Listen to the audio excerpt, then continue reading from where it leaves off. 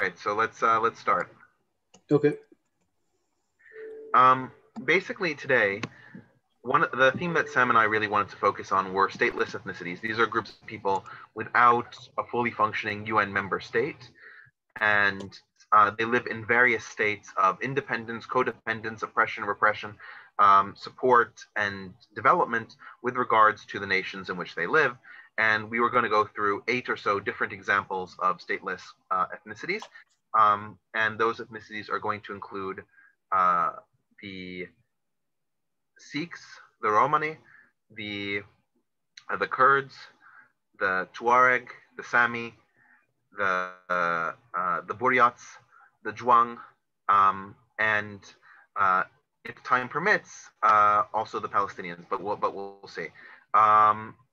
So we're going to start with Sam, and he's going to present his 3 groups, and I'll present my 5. And of course, while we're presenting, of course, feel free to ask questions, and Sam and I will respond based on what we know about these groups. So, yeah, Sam, I leave it to you. Does anybody, sorry, before we start, does anybody have any sort of questions about what we mean by stateless people? Anything about this topic that's a little confusing or interesting, some sort of expectations you have? Well, I might just comment. As I understand it, there are about 7,000 ethno-linguistic groups in the world, and there are only 193 countries. So stateless ethnicities are probably much more the rule than the exception. Now, you're selecting a certain number of them. But all of their 200 indigenous American groups, they're all stateless ethnicities, like similarly in Canada. I lived for a while in Burkina Faso in Africa. There were 26 ethno-linguistic groups there in one country. So there are many, so the vast majority of ethnic groups in the world are stateless ethnicities, correct? Sure, yeah, I would agree with that. I would just make the small caveat that there are countries like India, for example, right, where there's no single ethnicity that has the majority of the country, and yet because India is a democratic system or a quasi-democratic system, depends on your position on Narendra Modi and what he's doing in terms of the government, but because of that, you have a lot of representation for the different ethnicities should they want to be involved in the aspects of governance. You could see the same for Burkina Faso as well. There's sort of a multi-ethnic, multi-party coalition going on there. I think the point holds a lot truer for the indigenous peoples of the Americas. And I didn't want to do that because I didn't want to get into the reservation system or the interbreeding, quote unquote, issue that, for example, we see with the Guarani in Paraguay, right, where we have one indigenous group that's basically co-equal with the Spanish to the point where we really have no pure Guarani anymore. We have no pure Spanish anymore. The population is pretty much entirely mestizo between these 2 ethnic groups, and both languages, Guarani and Spanish, are the national languages. So I wanted to sort of avoid that and look at more traditional ethno-states, which we have in the old world, and their relationship to this question of ethnicities that are not in the state. My question could be, can I be heard? Can you hear me? We can. My question is that, are the Kurds really stateless, right? I mean, do they or do not, for example, in Turkey, do they or do they not have citizenship, right? I mean, to me, when you're talking about someone that's stateless, right, it's the Palestinians, just by way of example, because they really, in many cases, large numbers of them have no citizenship, right? So even you have large numbers of Palestinians that live in camps in Jordan, I believe Syria, I believe Lebanon, and they're not even allowed to leave the camps, right? And then you also have the situation in the occupied territories. So to me, more like a stateless ethnicity, for instance, would be someone in the United States where you are brought here as a child, right, illegally, and you're basically stateless, right? So you grow up here, right, but you have no citizenship rights. So sure. I mean, I guess that's my contention. You know, in other words, you know, by identifying some of these groups as stateless, are they really stateless, or is it simply the fact that you have separatist tendencies around the world? See, that's my problem. You know, again, are the Kurds actually stateless? No, I think that's an interesting point to bring up. I would agree with you if we're talking about stateless persons. that undeniably a stateless person is a person without citizenship of any country. And I think the Palestinians outside of the occupied territories and outside of Israel, and to a certain degree outside of Jordan, would qualify in this. Because the ones inside of the occupied territories do have citizenship of the state of Palestine, and those in Israel do have the citizenship of the state of Israel, and some of them in Jordan have the citizenship of the Kingdom of Jordan. But the ones in Syria and Lebanon and a number of ones in Jordan have, as you point out, no actual citizenship. And Egypt as well. So, yes, I would agree with you. Sam and I decided to define stateless as in they have no country that is officially promulgating the vision of their ethnicity, whatever that is, or the vision of the people of that ethnicity in the context of a larger state. Again, you know, I guess the problem is, I mean, I'm just going to say this, okay? I don't want to press it too much, but are you not privileging that? Are you simply not privileging separatist movements, right? And so it's not really about stateless ethnicities. What Right. you're really talking about are separatist movements.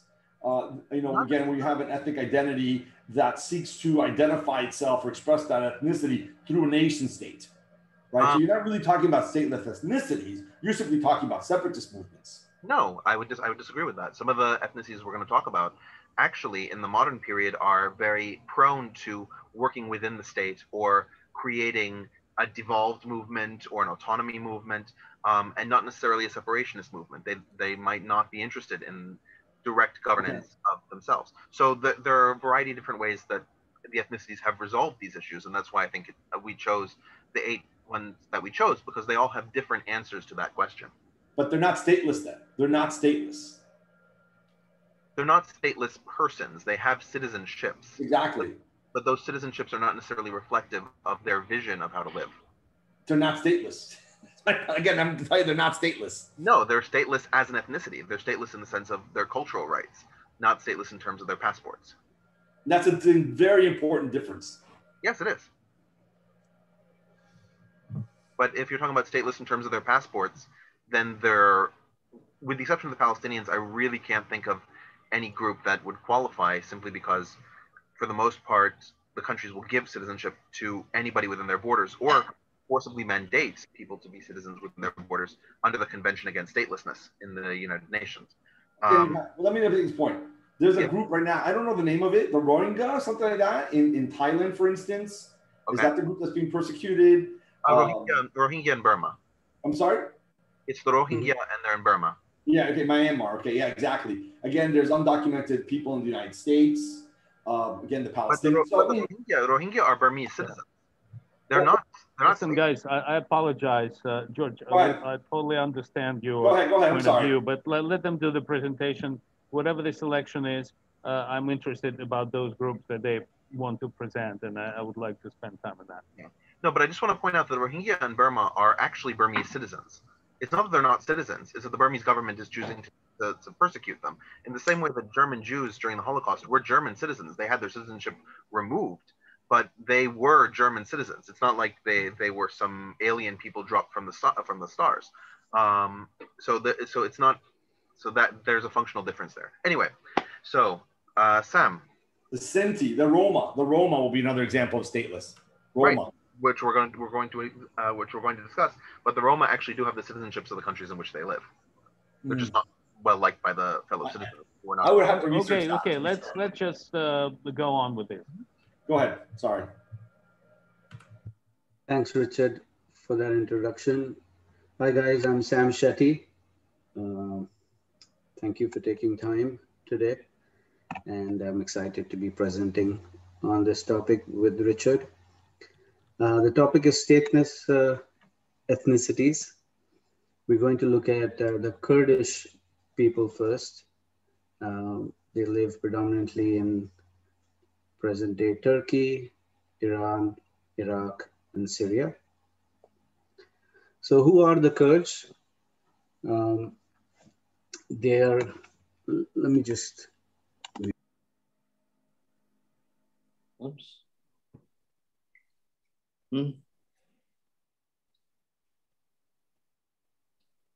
Sam, if you want to move down, you just need to click on a presentation and just use your arrow to go down.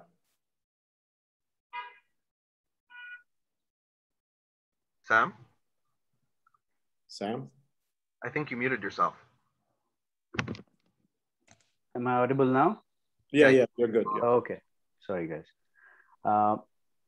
Okay, so who are the Kurds? They are an Iranic ethnic group native to a mountainous region of Western Asia that's known as Kurdistan in general, and it spans parts of different countries that we just mentioned. They're one of the largest ethnic groups without a state, if not the largest. And positions on their ethnicity and statelessness varies a lot. For example, the official Turkish position is that they are a community that are generally peaceful and well integrated into Turkish society, with hostilities being only a recent occurrence. Sam, when you say Iranic, does that mean that they're related to Persians? I think it's more of an anthropological classification of peoples and origin. So, yeah, I would guess that they have common heritage with the Persian people as well. There's a lot of dispute as to what the exact origins of the Kurds are. And there are different positions even within the Kurdish community as to what the origins of the Kurds are. The generally accepted view among Kurds is that they are the descendants of the Medes being a co-civilization along with the Persians coming from Fars, which is the southeast region of Iran, and the Medes coming from the northwest of Iran today, both speaking Iranic languages. Now, those people who are not Kurds are more suspicious of this relationship, and they point out that the word Kurd was often used to refer to Persians who were more nomadic, but not necessarily a specific ethnic group.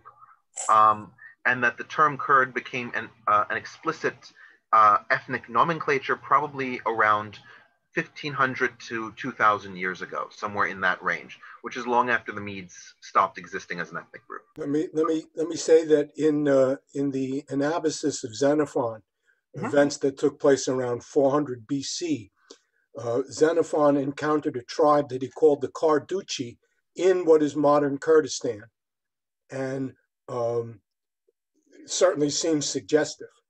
Right. Again, this is very.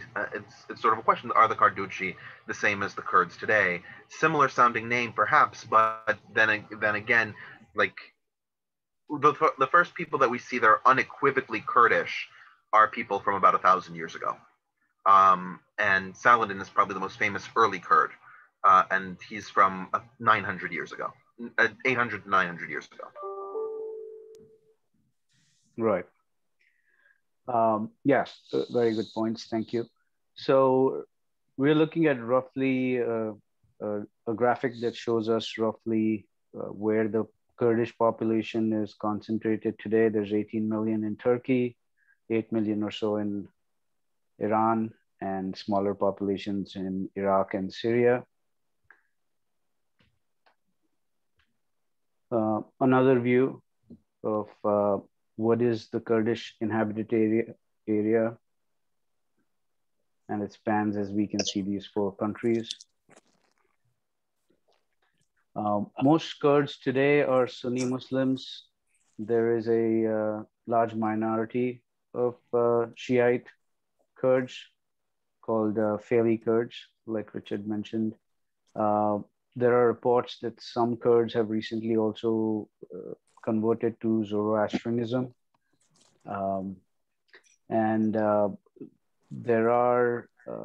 There is a practice among elderly Kurds of the older generation where they have a lot of tattoos on their body, even though tattoos are not encouraged in Sunni Islam today. Therefore, these tattoos are thought to derive from times from before when they became Muslims.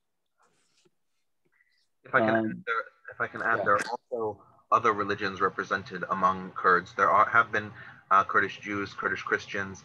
There are the Yazidi, who are sometimes considered Kurds, sometimes not considered Kurds. They certainly speak a Kurdish language, and they live in a lot of the same areas that other Kurds live, but they themselves consider themselves an ethno-religious group.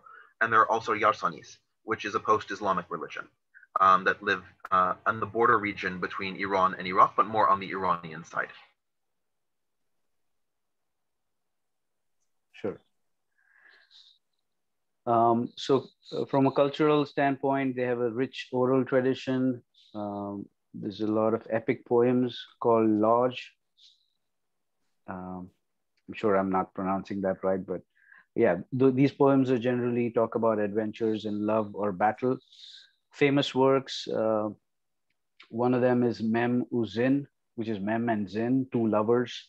It's an epic that talks about two star-crossed lovers who are in love with each other, but then a jealous rival of Zin kills Zin,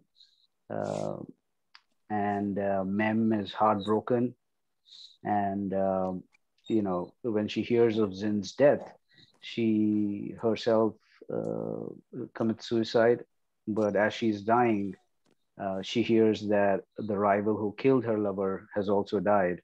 So she asks that they be buried together, Zin and Mem together, and then the rival close to them, so that even in death, he can watch the two lovers together as punishment. That's fun. That was an interesting story. Sharafnama is also a famous work by Sharaf Khan, who was a minor emir, Kurdish emir, and it basically talks about the history of the Kurds.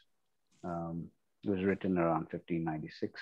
One thing that I want to point out here is that Nama, like Name in Persian, means story or biography.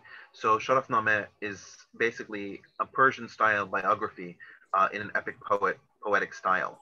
So you can see that there's, going back to Maggie's question, there's certainly a lot of cultural interchange between Kurds and Persians in terms of how they decide to express themselves. And if you look at the folio on the right-hand side, you can see that it's the same kind of folios that you would see in Persian manuscripts, where you have text above, text below, and diagrams of humans, which is something that you generally don't see in Islamic cultures, but you do see in Persian culture and Persianate cultures, like the Kurds are. Right. Yeah, and as a result of that, we see a lot of this in Mughal literature as well. We see that, and yeah, and in Hindi, and the Name word has been inherited in Hindi and Urdu, and in the subcontinent, it's called Nama, which is, yeah, exactly that, a story. So there's Babar Nama and Sharaf Nama here. The history written by Babar of the Mughals is called Babar Nama in India. Moving on to Kurdish languages, Zamane Kurdi. There's three major classifications: Northern Kurdish, Central, and then Southern Kurdish. And there's a separate group of what are really non-Kurdish Iranian languages, which are also spoken by many ethnic Kurds. The graphic shows... Sorry, is somebody asking a question? Okay, somebody needs to mute. Please mute your lines if you don't mind. If you're not speaking, please mute your lines. Thank you so much. Go ahead. Right, so this graphic shows the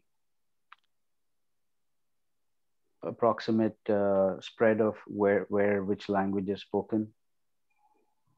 There's something that I want to point out a little bit about the language map. One of the things you can notice is in the northeastern corner of Iran, you can see that there is Kurdish settlement, mostly Kurmanji speaking. Mm-hmm. Karim, your dog is barking. You can see areas Kurmanji speaking. That is because the Safavid rulers and later rulers of Iran put a Kurdish base there to defend the Iranian border. That's not indigenous Kurdish territory. And the second is that the largest population obviously is Kurmanji. Kurmanji speakers are about half of the world Kurdish population. And Kurmanji is usually written with the Latin script because of the interaction with modern Turkish. Sorani and Southern Kurdish are usually written with the Arabic script because of their larger presence in places like Iran and Iraq, where the Arabic script is predominant. Thanks, Richard. So, let's see. Okay. A little bit more about Kurdish culture. Dengbej are traditional Kurdish musicians, as we can see on the right. They're best known for songs of mourning. And there are some instruments that are traditional Kurdish instruments or variations of instruments like flute, drums, and utut, which we can see in the image, which is a variation of a guitar. There's a famous singer, Kurdish singer called Sivan Pervar, whose music was banned in Turkey and Iraq in the 1980s. And so he had to leave the region to live and work in other countries like Sweden and Germany. I saw this picture on the right. This is the guy in the pink and white t-shirt is Sivan Pervar.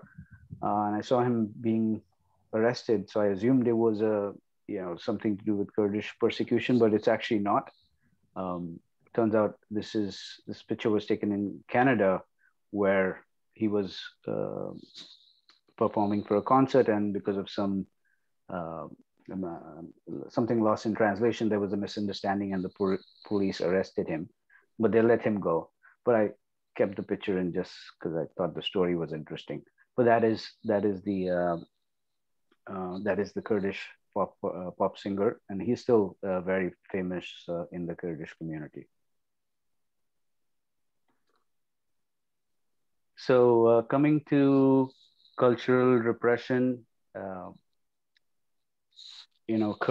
Kurdish populations in many of the countries where they lived, especially Turkey, were forbidden to speak Kurdish in public. They had to change if they wanted a job or enroll children in school, they had to change names to local ethnic sounding names. Books and music and clothing were considered contraband, and you could be imprisoned if it was found in your home. In Turkey, especially, Kurmanji Kurdish was speaking it. The language was banned from 1920s until recently. But in the past 2-3 decades, Iran and Turkey have relaxed the cultural repression. And in Iraq, the Kurds have achieved autonomy, as we know. Wait, if you can go back to that previous slide, I want to add something. If you notice the lower right-hand side, the protest for the HDP. The HDP is actually a party in the Turkish parliament. It is a Kurdish majority party and generally advocates for Kurdish rights. However, there is a distinction in the Kurdish population. A significant part vote for the HDP, and therefore the HDP wins in most provincial elections in the southeastern part of the country. But Kurds in other parts of the country generally don't vote for the HDP and will vote for a different party, like the AKP, which is Erdogan's party, or they'll vote even for Kemalists, which is very surprising considering that the Kemalists were primarily responsible for the Kurdish repression in the 1920s through the 1950s. So the Kurdish population is divided as to whether or not a party like the HDP can guarantee their rights, and perhaps they need more economic viability, which could be granted by the other parties. So we have Kurds voting both ways. Interesting. So there is this famous Kurdish proverb. I think it sums up their historical situation. No friends but the mountains. Throughout ancient history and through the Middle Ages, various invaders and conquerors from the Persians, Muslim Arabs, Seljuk Turks, Mongols, the Ottoman Turks have invaded and conquered the region where Kurdish people live.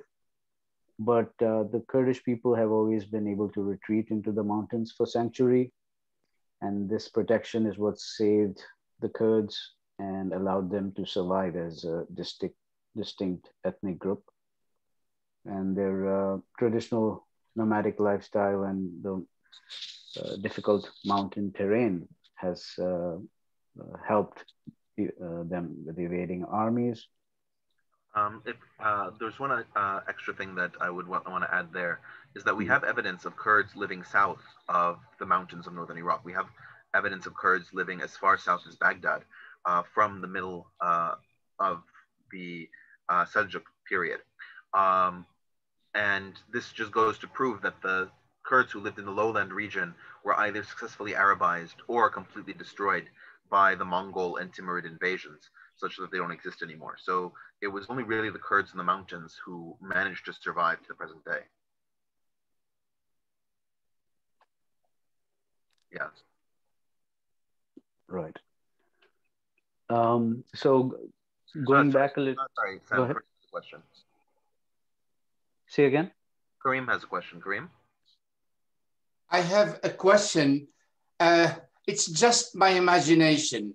If today we find the burial place of two people, one from Belgium, for example, and one from Germany, what we would say is that we found the burial place of two European.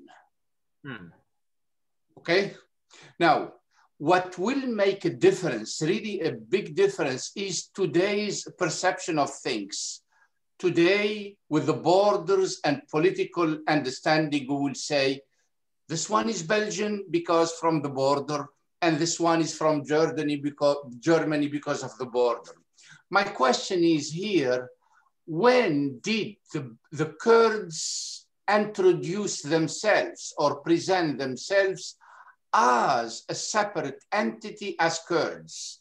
And please forgive me for this question because I know it applies to us as Arabs.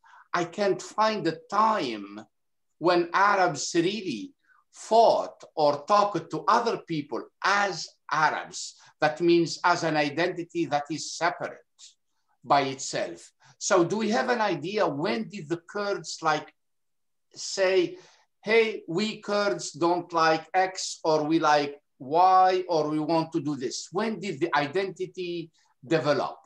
Thank you. Sure. I think, yeah, this slide, I think Sam is going to cover that. But if I were to hazard a guess based on what I've read, it would be sometime between 1500 and 2000 years ago, right? We don't have an exact date of, the Kurdish declaration of ethnic independence or whatever you would want to call it. And as I said earlier, Kurd was often a word used in Persian to refer to a Persian person who was living sort of a more nomadic lifestyle, as opposed to an ethnic delineation. So there are poems that we have from 600 BC, for example, in Persian, where they'll say, I am a Kurd, but they don't mean it in this ethnic sense that we understand it today. They mean it in the sense that I don't live in the castle. I work on the land and I move from place to place. So the simple answer is we don't know. The more complex answer is there's this period of Kurdification in terms of an identity coalescing. And we just don't know when it starts, but we do know when it ends. It ends pretty much about 1,000 years ago. We have clear evidence that people were identifying as Kurds. They write about it in their manuscripts and they mean it in the sense that they're not Arabs, they're Kurds. Nice. So going back a little bit more into their history, I think Paul mentioned that there were a people called Karduchoi, mentioned in Xenophon's Anabasis. They lived in the mountains north of the Tigris River around 400 BC. They were their relations with the king of Persia were not exactly cordial. But there's dispute, like Richard mentioned, whether these are, the name sounds similar, but are these the ethnic Kurds? Or are these the ancestors of the ethnic Kurds we know of today? Then there was a kingdom of Cordouen that was located between in the Middle East that emerged from the declining Seleucid Empire, which then later became a vassal state of the Roman Republic and stayed that way for, was a vassal state and remained allies with the Romans for a few hundred years. Starting the Middle Ages, there were semi-independent or independent Kurdish states called emirates. And to Kareem's question, I don't know, my guess, I don't know if we can venture a guess that this is the time when they say we are Kurds and these are our emirates. And these emirates were under either political or religious influence of the caliphs or shahs. And there were different dynasties. One of them we see a graphic for here called Marwanids. And then a little later in 1150, the last prominent Seljuk monarch, he created a province out of the Kurdish lands and actually called it Kurdistan. This is one of the earliest, if not the earliest, reference to a Kurdistan as such. Saladin, very famous Sultan of Egypt and Syria, was ethnically a Sunni Kurd, and he founded the Ayyubid dynasty. And then the history after that is checkered with rebellions and wars for autonomy. And around the 16th century, the two powerful empires, the Ottoman and the Safavid empires, split Kurdish regions, conquered different parts of the Kurdish region. And so Kurdistan officially was under those two empires for the next few hundred years. After the fall of the Ottoman Empire. Dear Sam, I'm sorry, very quickly. Do we have the proof that Saladin was Kurd? Was that assessed or said anywhere? I'm really sorry. I apologize.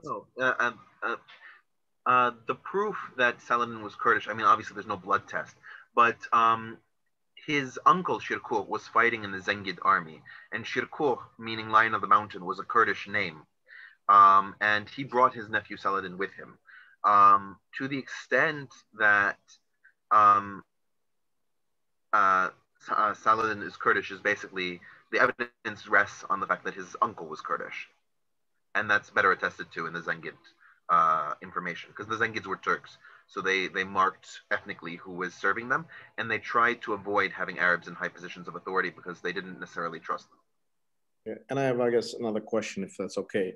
Yeah. So, as we know, Salah ad-Din was appointed to represent the armies against the knights and all that stuff. So, to me, was the ethnicity at that time didn't really matter as far as you would think of.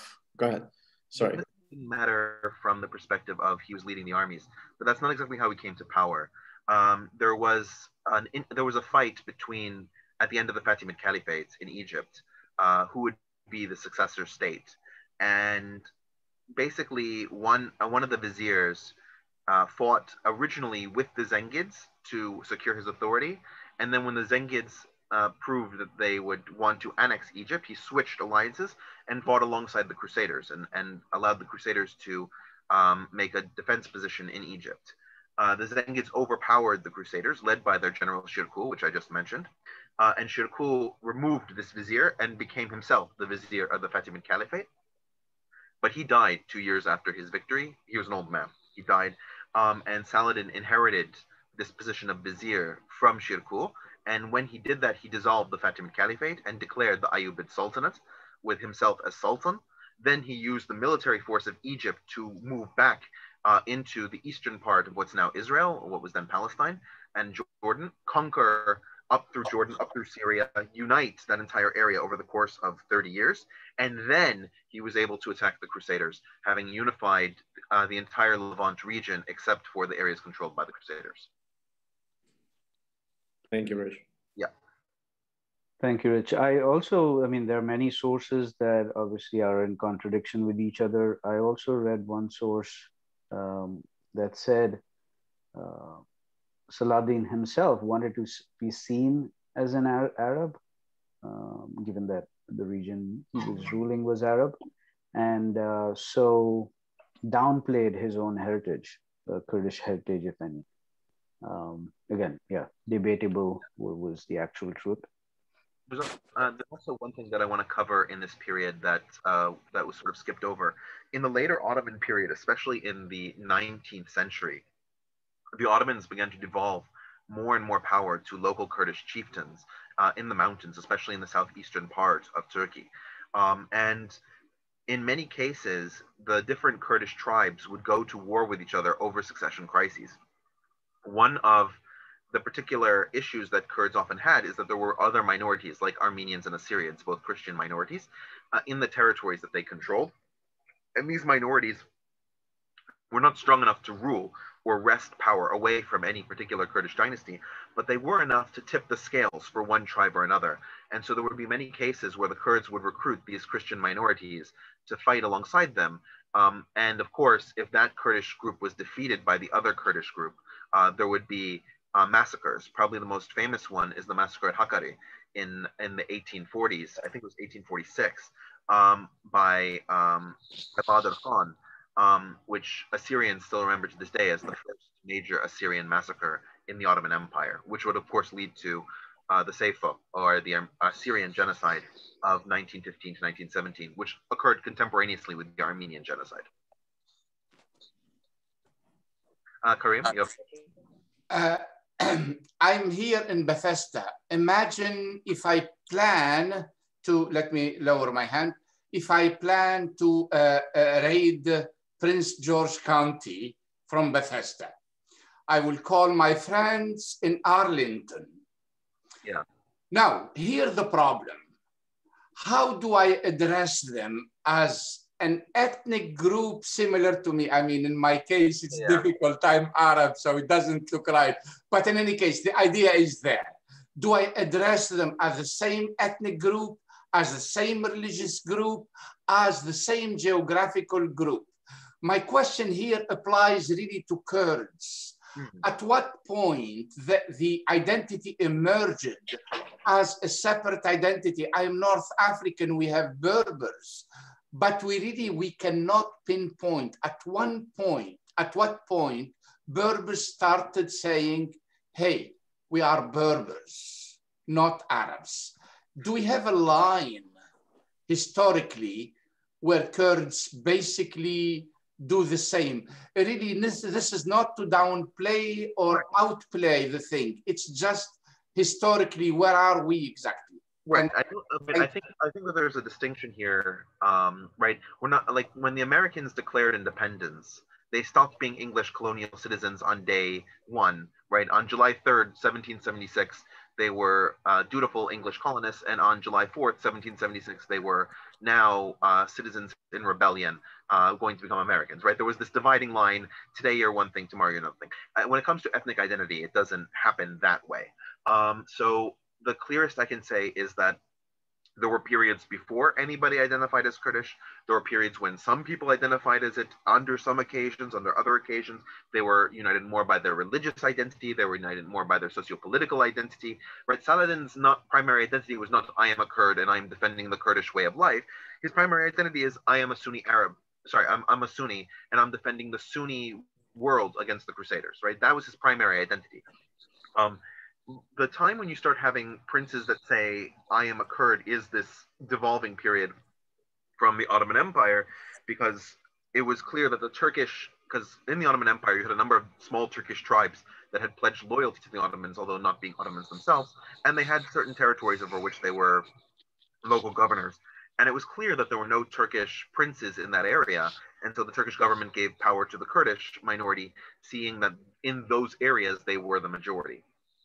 And so those, at that point, they recognized that they were not Turkish because they did not speak a Turkish language among themselves. And so you have a sense that they are Kurds. They don't have a sense of we should have independence in this sort of broad sense, because they had what was functionally autonomy and defense in the larger sense from the Persians.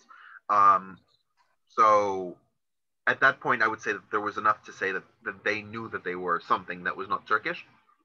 And so they knew that they were Kurdish. But I think the real constellation of we are a group of people that deserves its own country is a 20th century nationalistic development. Yeah, if I could say something, ultimately, this very question of ethnic consciousness, an awakening, right? I mean, it really shows the perniciousness and the reactionary, very notion of nationalism, right? And that it is almost by definition meant to pit people against one another, right? So even this, you'll hear this amongst white supremacists. Oh, there's going to be a white awakening. There's going to be a white awakening, right? So, amongst, the progressive view, right, is universalism, is that we're all humans. We should all be treated equally. We should all be treated fairly. The retrograde conception is that, oh, well, my nation state group or my national identity somehow be privileged with the nation state, right?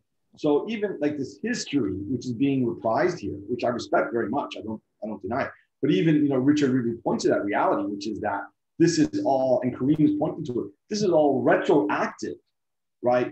Now we're looking at this and saying, okay, the people themselves may not have conceptualized themselves as an ethnic nationalist group. One of the funny things, I'm just going to go very quickly. I'm going to take a very quick detour. I know I'm talking too much, but let me make the very, very quick detour, which I think is very instructive. If you go to North Macedonia, there's an interesting museum there. It's called the Struggle for Macedonian Independence, right? And what they do is they go back and they basically identify little nationalist groups that wanted to maintain Macedonian language. They wanted to maintain some sense of identity, but these groups were nothing at the time. They were nothing, right? It's only now you're going back and trying to justify this nation state by looking to the past, by pointing to these groups and individuals, which again, were quite isolated. And again, we're doing a similar history here, right? We're retroactively, in a retrograde manner, going back and mapping out Kurds and say, oh, well, here, Kurds here. But they didn't think of themselves this way. Even that, the leader, right? He didn't think of himself as a Kurd. Again, so now to identify him as a Kurd, isn't that really historically false? I would disagree with the term historically false. I was with you there for pretty much the entirety of what you were saying, that we are extrapolating from a present to a past where these people would not have used these particular identities and would not have seen themselves in this particular light, and they wouldn't see themselves as the progenitors of a long struggle that would eventually lead to the present day. I don't think that they were envisioning themselves like that, and I agree with you 100%. But to say that it's false is to imply that there's nothing true about it, that for example, that these people who are trying to preserve the Macedonian language, that they were not trying to preserve the Macedonian language. That was not what they were trying to do. Or that Saladin, being a Kurd, was not a thing that he was. He was that thing. To him, it is not the same perception. He doesn't see it in this long trajectory the way that we might looking back on it. My point would be this, if I could say this. Yeah. If you ask this man, should the Kurds have a separate state, he would say no. You said, what's this idea of the Kurd national? We should have a Muslim. We should have an Islamic society. We should have. But he would be opposed to a Kurdish project. Correct. So I mean, again, to identify him now, to try to look at him as a nationalist figure is false. Just like I would submit to you, I agree with you. I mean, even let me say this: you're looking back at these groups in Macedonia, just again to draw a parallel here. Okay, you're giving a false presentation of history insofar as that maybe these individuals were not nationalists, in the sense of there should be an independent Macedonia. More like, okay, we want to preserve the language, right? Doesn't mean that we want to be separate. Doesn't mean we envision a distinct Macedonian state. So that's where the falseness comes in. Correct. I would just disagree with you that in this presentation that we're presenting Saladin as being as a Kurdish nationalist figure. We're just using these particular instances as saying this is the signpost of Kurdish history that leads to at least the modern conception of a Kurdish national identity. That's not to say that the people in these various iterations were Kurdish nationalists. If we go back, for example, to several of the slides ago, right, we talk about the Hassan Wahids, which were a dynasty that was ruling in what's now Syria and Iraq. And they, if you had asked them, are you running a Kurdish state? They would have looked at you like it's a crazy question. Whether we're Kurds or not doesn't matter who we're ruling. The people we're ruling are Arabs, but what we're creating is a Muslim majority state. Like, that's what we're about. And so it's more of a marker of these were Kurds in positions of authority. This is the actions of Kurds through history, whether or not they would have identified with a Kurdish national project. Let me just say one last thing, please. It's going to be different. And I'll make a different line, and I swear to God, it's going to be short.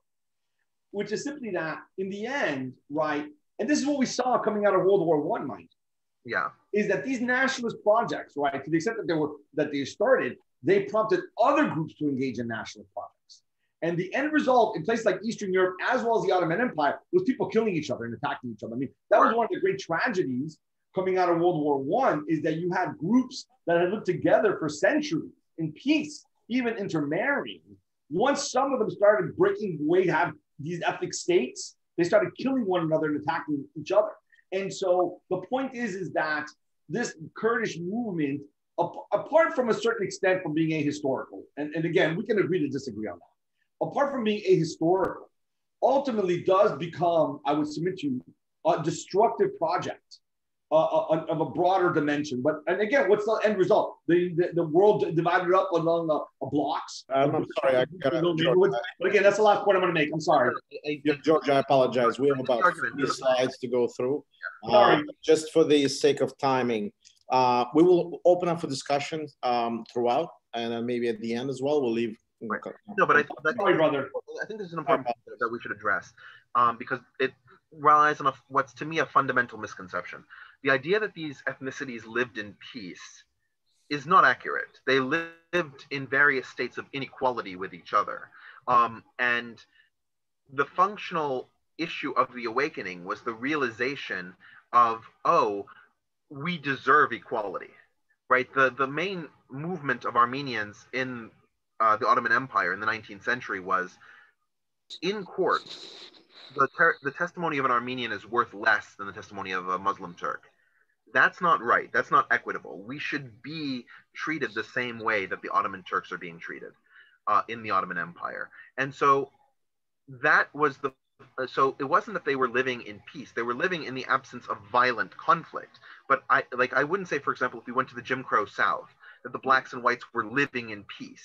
That's sort of like, yes, there wasn't, this black rebellion that was going everywhere declaring a black nationalist state in the 1930s. But I think that the idea that not having equal rights is the same as peace is sort of a misadventure. And if we had these empires sort of moving in the direction of, okay, we really want to grant equality to everybody, we just need to do it incrementally, then you would have avoided these nationalistic conflicts because the underlying grievance would have been resolved. But we don't see that in a lot of the countries that we're going to talk about. And so that's why you end up with these nationalistic movements, because people say, you know what, if you're not going to give me equal rights, then I'm going to fight and create equal rights of my own. And if you get hurt in the process, not my problem anymore, which is exactly the destructive conflict that you're talking about. All right, anyway, let's continue. Okay. So 1920, after the fall of the Ottoman Empire, the Treaty of Sevres made provision for a Kurdish Turkish state, as in the Kurdish area within present-day Turkey. There was going to be a separate state. That idea was opposed by Kemal Atatürk, and his armed forces then caused allies to accept a new treaty, Treaty of Lausanne, where the traditional Kurdistan was separated into 4 different countries, and it left Kurds with minority status in all of the new countries. So more recent history has been peppered with genocides and rebellions, armed conflicts in pretty much all of the countries all of these 4 countries. And I just wanted to highlight the Peshmerga, which was founded first when there was in the year 1946, there was a state created, a Kurdish state created, which was short-lived, but the Peshmerga originated as the military organization for that state. After the state was basically conquered and disbanded, Peshmerga re-emerged as guerrilla organizations, and they have been for the last 3 decades, they've been active in fighting for autonomy. And today, the Iraqi Kurdistan attains autonomy. And today the Peshmerga, which is formed of basically male and female Kurdish fighters, is responsible for the security of the Iraqi Kurdistan region, where Iraqi armed forces are not allowed to go. And finally, in ending, Kurds in Iraq and Syria, like we said, have autonomous regions today, whereas in other countries, movements continue to pursue greater cultural rights and autonomy. Sam, could I just ask you to address the PKK, and to what extent does the PKK represent the Kurdish people, their aspirations? Yeah, I'm not an expert on the PKK. Richard, do you have any thoughts? Sam, I'll take that. Yeah. Okay, so the PKK really developed during the period where Turkey and the Soviet Union were engaging, right? Because you have to realize that Turkey was a country where there were communist and Western organized militias that were fighting in the 1950s. That was part of the Marshall Plan, was to fund the Western-backed militias and keep Turkey on the quote on democratic capitalist Western side.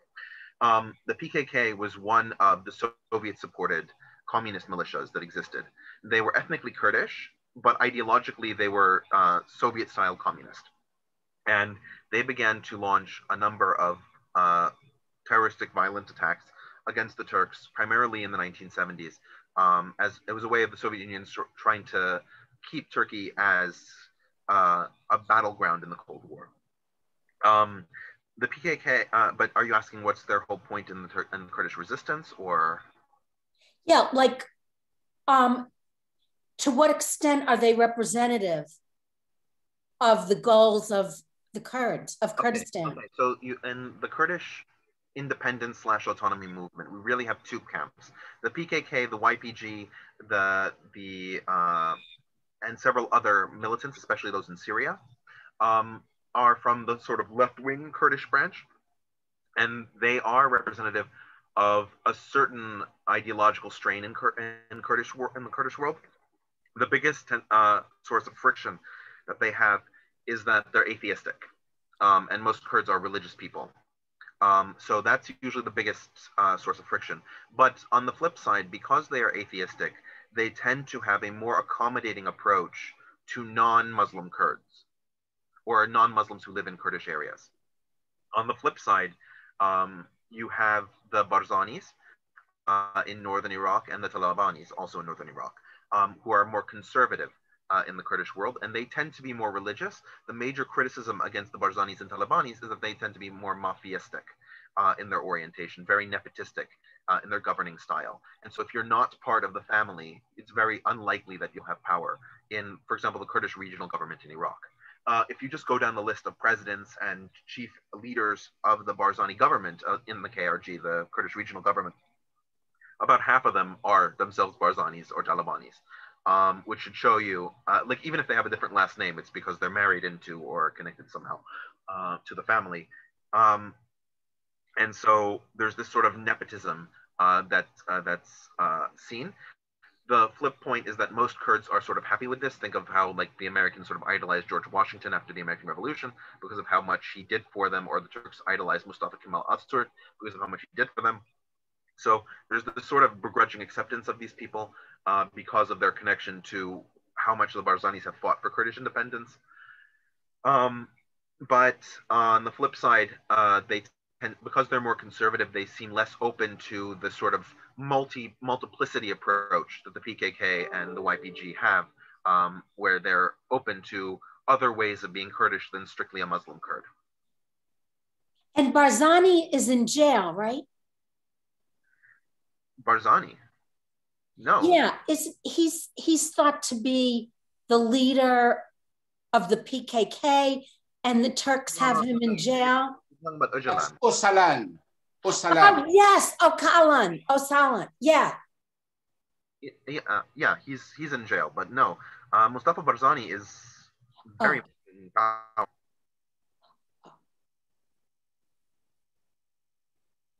Can I add one detail, please, Richard? Sure. Very quick. Listen, I am an Arab American. I always fought to remove that hyphen. I want to be an American. My wife is a Jewish American. She never says she's Jewish American. She says she's American. It's always an issue of how you identify yourself and say who you are more than anything else. It's an identity decision that people and groups make. And I think it's a psychological, political decision. I'm not sure what it is. But even when I meet other Arab Americans, they always say, oh yeah, I am Palestinian American or I am Syrian American. And I always fight to say, hey, I'm American.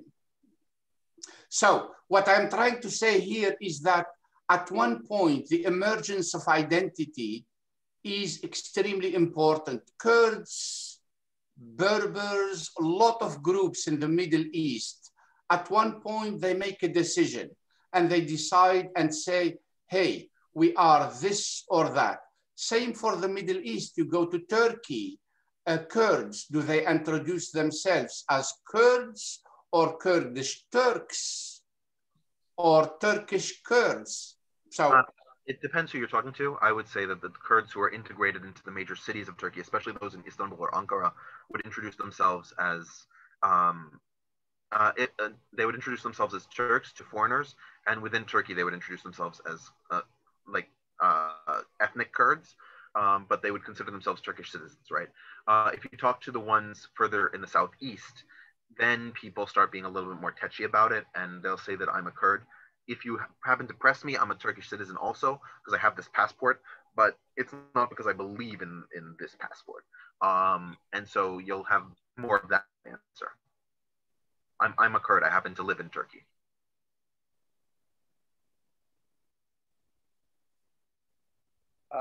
If I could say something, I reviewed a book by Meredith Tax about the Syrian Kurds, especially about the women, the role of women in their militia and in their government, and they're very interesting. I mean, they have some relationship with the PKK, but they've governed differently. And I would recommend reading her book. I'm not remembering the title right now. I mean, she does speak about the Kurdish situation in general. So this is Meredith Tax, T-A-X, and you just Google her books and find the one that's about the Kurds. I do recommend it.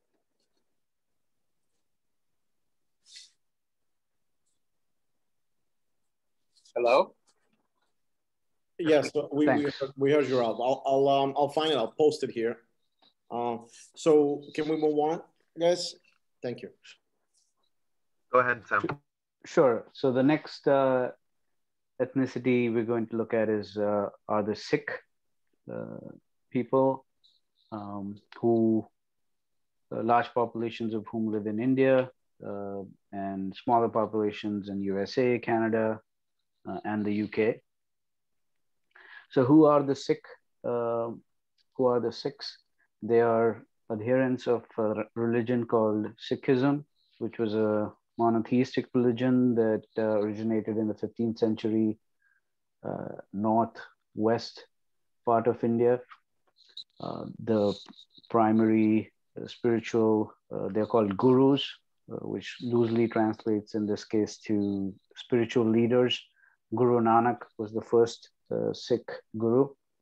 And so they have migrated. There have been significant populations that have migrated out of India and into USA, Canada, and UK. This graphic shows a rough representation. I believe the US has sizable populations. Canada has sizable populations as well, and the UK, and smaller populations in other parts of the world. so what's their culture like? I've covered this from more of a religious perspective, because the rest of Sikh culture in India may not be, or is not that different than the rest of the population in the state of Punjab. But from a religious perspective, you know, a person, traditionally, a Sikh is supposed to carry on his body 5 things that start with the letter K. We'll go into details on why this is the case. But the 5 things are kesh, which is hair; kanga, which is a comb; kachera, which is an undergarment; and kara, which is an iron bracelet; and kirpan, which is a dagger. Right. The kesh, the hair, comes from a meeting of many different beliefs and circumstances. The hair is considered pure, has to be kept clean according to the Sikh religion, and it cannot be cut.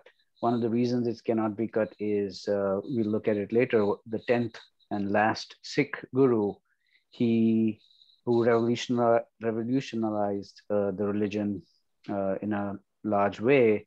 He wanted Sikh people, especially Sikh males, to be identified immediately, to develop a strong identity, and he did not want Sikhs to be able to be recognized immediately in a group. So the adherent Sikhs males will not cut their hair, facial hair, neither. The comb, kanga, is if you're going to grow out your hair and beard, you got to keep it clean, because it's supposed to be a pure part of your body, so you need a comb.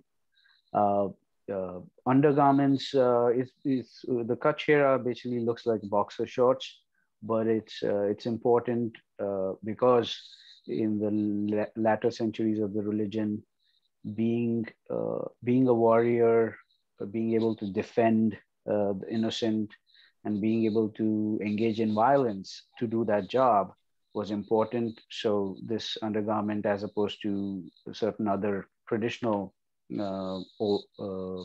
ancient undergarments, this undergarment, boxer shorts, basically help do not restrict your movement, and you'll be able to engage in a physical conflict if required at all times. The kara is basically an iron bracelet that you wear on the wrist, and its iron is supposed to signify strength. Going back to the belief that you have to be ready to defend yourself and other innocents at any point, you have to carry a sword or a small dagger with you at all times. So that's a key belief and very interesting identification for Sikhs even today. Other parts of the culture, a child's, many Sikhs, even they tend to use a common last name that denotes that they are Sikhs, members of the community, but they also have distinctive first names, and those are often named based on a ritual where they open up their holy book and randomly, and based on the first letter on the top left corner of the left page, the first child is named. This is, although other religions in India don't use this exact thing, but naming of a child on a specific letter is a common theme in almost all Indian communities. But like I said, boys will usually have Singh as a last name, if not the last name. So they may have a last name that has two parts. One is Singh, and the other one denotes what caste they are from or which region they are from. And all girls will have the last name of Kaur. Other parts of religion / culture are, your so you are born, but there's also born a Sikh, but there's also a ceremony or initiation ceremony that you can undergo to be called a Khalsa Sikh, which is basically, you take sweetened water and stir it with a sword, and then you drink it while prayers are being read, and then you're a Khalsa Sikh. We will talk about what the significance of Khalsa within the Sikh community. Sikhs are cremated when they die, and like I mentioned, they have spiritual leaders. There were 10 of them, and the last one, when he died, it used to be more or less a hereditary position, but when the last guru died, he asked the community to consider their holy book as the guru going forward. So we'll look at the gurus as well. And the building, which is golden in color, is called by many different names, the Golden Temple in general, but the Sikh name for it is Harmandir Sahib, which is where God resides, is the literal meaning. And that's the preeminent spiritual site, if you will, of Sikhism. So a little bit of history. Guru Nanak, like I said, was the first guru. He came up, he's established the religion. Quickly, as the religion grew popular and gained some political strength, it came into conflict. And since it was in the northwestern region of India, it came into conflict with Mughal rulers. Two of the gurus were tortured and executed. So Emperor Akbar's son, Emperor Jahangir, he executed the fifth guru, Sikh guru, and then the ninth guru was executed by Emperor Aurangzeb. And these conflicts were, like I said, mostly political in nature, and involved political and religious in nature, mainly involving the emperor asking the gurus to denounce their own religion or to stop supporting other communities and so on, leading to, can you guys hear me okay? Yeah. Okay. Thank you, Sam. Yeah, leading to those conflicts, sometimes with severe consequences. So like I said, the fifth guru was assassinated, was executed by Emperor Jahangir. His son, Guru Hargobind, he decided at that point to militarize the religion to protect the community. So that was one step. And finally, when the ninth guru was executed around 1699, his son, 10th guru, which is you'll see pictures of this guru everywhere if you go to a Sikh temple. He really revolutionized the religion. He within the religion, he codified a warrior community called Khalsa. The aim being, fighting against Mughal power and protecting the religion and the community, and not allowing such executions to happen in future. And he's the one, the 5 Ks that we went through, he's the one who came up with that too. The aim was to build a stronger identity for Sikhs that emphasized also military power and the importance of physical strength and being able to fight and protect your rights and any other rights of any other innocent community. Were the Mughals the Ottomans? No, they were a Turkish tribe from Central Asia. Oh. The Ottomans were also a Turkish tribe from Central Asia, but they came at different times. The Ottomans left Central Asia in the 11th century, and the Mughals left closer to the 13th, 14th century. Right. Yes. So as far as I can tell, the Mughals came from Afghanistan. Yes. Yes. Actually, Mongols came from Samarkand. From Samarkand. Yeah. He was the Genghis Khan descendant. Yeah, Babur, who is came from Samarkand, and then he captured the Afghanistan and then moved to India. And Babur is a descendant of Timur. Timur, right.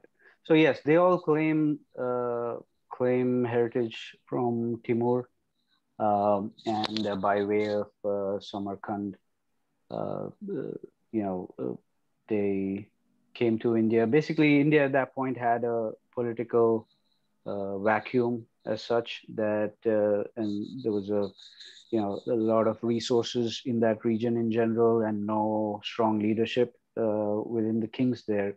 So that vacuum was basically filled by Babur, and it took some time for Mughal rule to be established in the region, but I think by the time of his grandson, Emperor Akbar, is when it was fully established in the country, and hence, hence the conflicts between who were basically Muslim rulers versus this new religion that was coming up and becoming powerful in that area. So Aurangzeb, like I said, he executed the 9th Guru, but after his death, after Aurangzeb's death, Mughal Empire weakened substantially. And in that specific northwestern region, small Sikh kingdoms gained autonomy. When the Mughal Empire weakened, that created another vacuum, which caused other similar rulers from Persia and Afghan, like Babur a few hundred years ago, because there was a vacuum there. Invaders or people basically looking to loot used to come to India, and they looted temples, and like I said, there were a lot of resources, so that attracted a lot of invaders.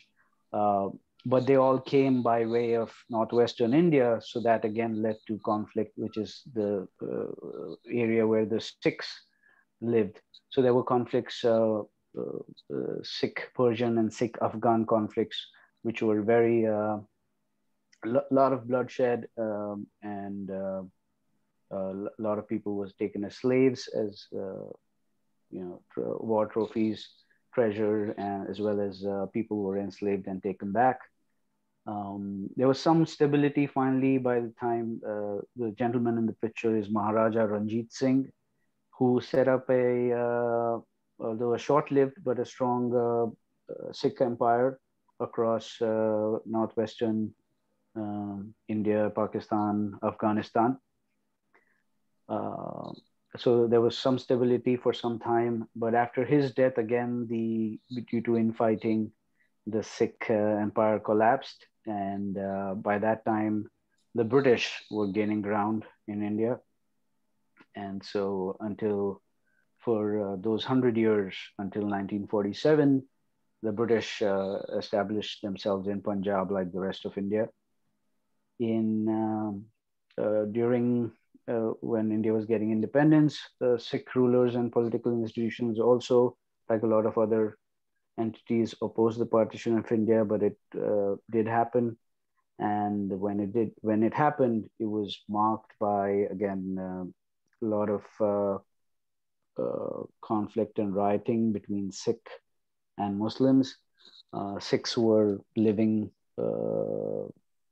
everything was Punjab. There's East Punjab and West Punjab. West Punjab was in Pakistan, East Punjab was in India. But before partition of India, it was Sikhs could live, were spread throughout the Punjab region. But when the partition happened, Sikhs migrated into India. Muslims who lived in East Punjab migrated into Pakistan, and these populations that were migrating, there were intense fighting between them. A lot of people on both sides died as a result of that. Moving on after partition, Green Revolution is a big event in northwestern India. northwestern regions of India have fertile land and many rivers, so water is less of a problem for irrigation than other parts of the country. That combined with inventions of new disease-resistant strains of crops like wheat really was a shot in the arm for agriculture in the Punjab area. And even to this day, farming is a big part of the state of revenue in the state, and they're very successful at farming. The Sikh and Punjabis in general are very successful in farming because they have the natural resources for it as well. So getting into the political history a little bit, during the 1960s, actually, let's even step back. So provinces in India were divided or demarcated, or their boundaries were drawn basically pretty much randomly, driven by how the British conquered the country in bursts. So the provinces were, the boundaries of the provinces were drawn like that. A decade after independence, because of the reasons that the ethnic identity and reasons of that nature, many different parts of India started demanding states the borders to be redrawn based on the language the people spoke. So many different provinces were borders of the different states were redrawn within India. At the same time, the Sikh community also started demanding the creation of a Punjabi state. So Punjabi is the language spoken by both Punjabis in Pakistan and India. So within East Punjab, this province that was part of India, Sikhs started demanding a state based on that language, similar to other states. So what we see up in the right with the maroon is East Punjab, and what we see on the right is today how Punjab state looks, and what East Punjab was divided into finally. It was divided into these three states. So Himachal Pradesh, Punjab, and Haryana. Now, what happened as a result of this was when Sikhs demanded a separate state with these borders in Punjab, essentially in that state, Hindus became minorities. The Sikh community was the majority in the state. So that started to create some friction because Hindus became the minority in India. Hindus became a minority in that state, and Sikhs were the majority. So that started to create some tension between Hindus and Sikhs there. As often, big conflicts, they start in small and then slowly grow over time and in waves. That was the genesis of some tension. Even though the state was created, there were many sources that also claim that there were still resentment within the Sikh community, because you see the city of Chandigarh here. That was the biggest city in the state in the Punjab area, but that was not part of this state. It was made a union territory, kind of like Washington, DC, and it became the capital of both Punjab and Haryana, this other state that was carved out of East Punjab. So there was some resentment because that state was not given to Punjab, that city was not given to Punjab. There were also complaints about what rivers being divided between these states. The process of dividing rivers is obviously a complex process, especially when there are multiple states involved. So that was a point of contention as well, where water rights were, people were not happy with the water rights that Punjab state was given as opposed to what Haryana and Himachal Pradesh were given, especially since agriculture was important. Long story short, another decade passed, and the primary Sikh party, which is called Akali Dal, they just have a lost election in their own state. So imagine Sikhs are the majority in the state, and there are many Sikh parties, but the predominant Sikh party that fought for local elections, it lost the election to another party called Congress, which is like a big national party. So there was some disillusionment with this loss for the party, which is called Akali Dal. And so, as often happens, when you stand for a community and you face defeat, you kind of tend to, the Akali Dal started making more demands for autonomy with the resolution that they called Anandpur Sahib resolution. The idea being, they wanted to make sure they were fighting more for Sikh rights. Anyways, they came up with this resolution where they demanded more autonomy for Sikhs in India. The government at that time was led by Indira Gandhi, Congress, strong-minded person and the government in the end rejected this resolution that demanded more autonomy. And they said this was secessionist. We cannot allow this in the country. So things started, the tensions that had started building up by the claims, when the claims for a new state were made, further ramped up. And there was atmosphere of tension, heightened tension between the two communities and two political parties as well. So in this climate where things were getting a little heated, there came this individual called Jarnail Singh Bhindranwale. He was basically a religious leader who, so I should mention that because the agriculture was so successful in the state, the community was rich. So in terms of agriculture, resources that came out of agriculture were there, but the state was not industrialized a lot. So there was, even though there was money, there was a lot of unemployment because there were no other jobs other than agricultural jobs. And also with money, youngsters started to not follow the religion as it was supposed to be taught religious leaders. So religious leaders were concerned about that. So along came Jarnail Singh Bhindranwala, who implored the Sikh and especially Sikh youth to be more religious, to stop drinking, stop using stimulants, and basically become more religious and try to basically say that what is being followed isn't the true Sikh religion. You have to be more ardent in your religious beliefs and actions. Was he successful in doing that? At that time, yes. So we'll talk about what happens next, but yes, he was successful.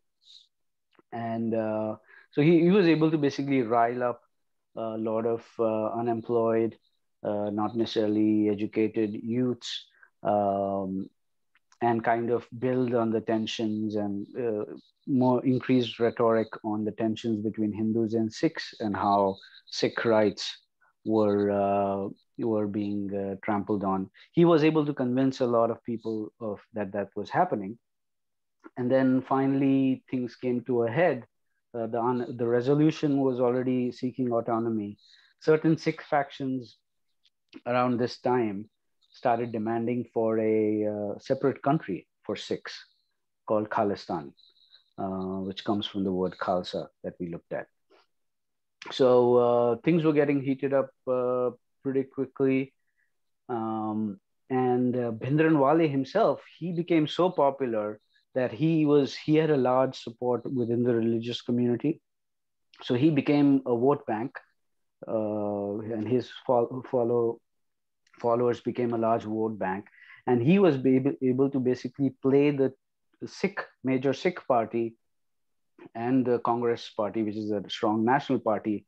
He was able to play against each other, and he basically started escalating into violence, inciting youth to, if you don't get your rights peacefully, it's okay to. So there were a lot of incidents of violence that started happening between, Hindus, Sikhs killing Hindus, or police personnel. They also, the extremist Sikhs also starting assassinating Sikhs who had a more moderate position. So because they were deemed detrimental to the Khalistan movement now. So the violence escalated, and there were killings of police personnel, like I said, and other political leaders, both Hindu and Sikh, by this group. And it escalated to a point where the government of India said, okay, we've had enough, let's arrest this guy. When he got word of that there was a arrest warrant out for him, he and his followers, we saw that golden building, golden temple. In that complex, there's another building called the Akal Takht. He and his followers, who were heavily armed by this point, they holed up in this building. I should also mention that at this point, there are various sources, but again, there are various conflicting sources that say Pakistan had a role in arming and providing resources to this group.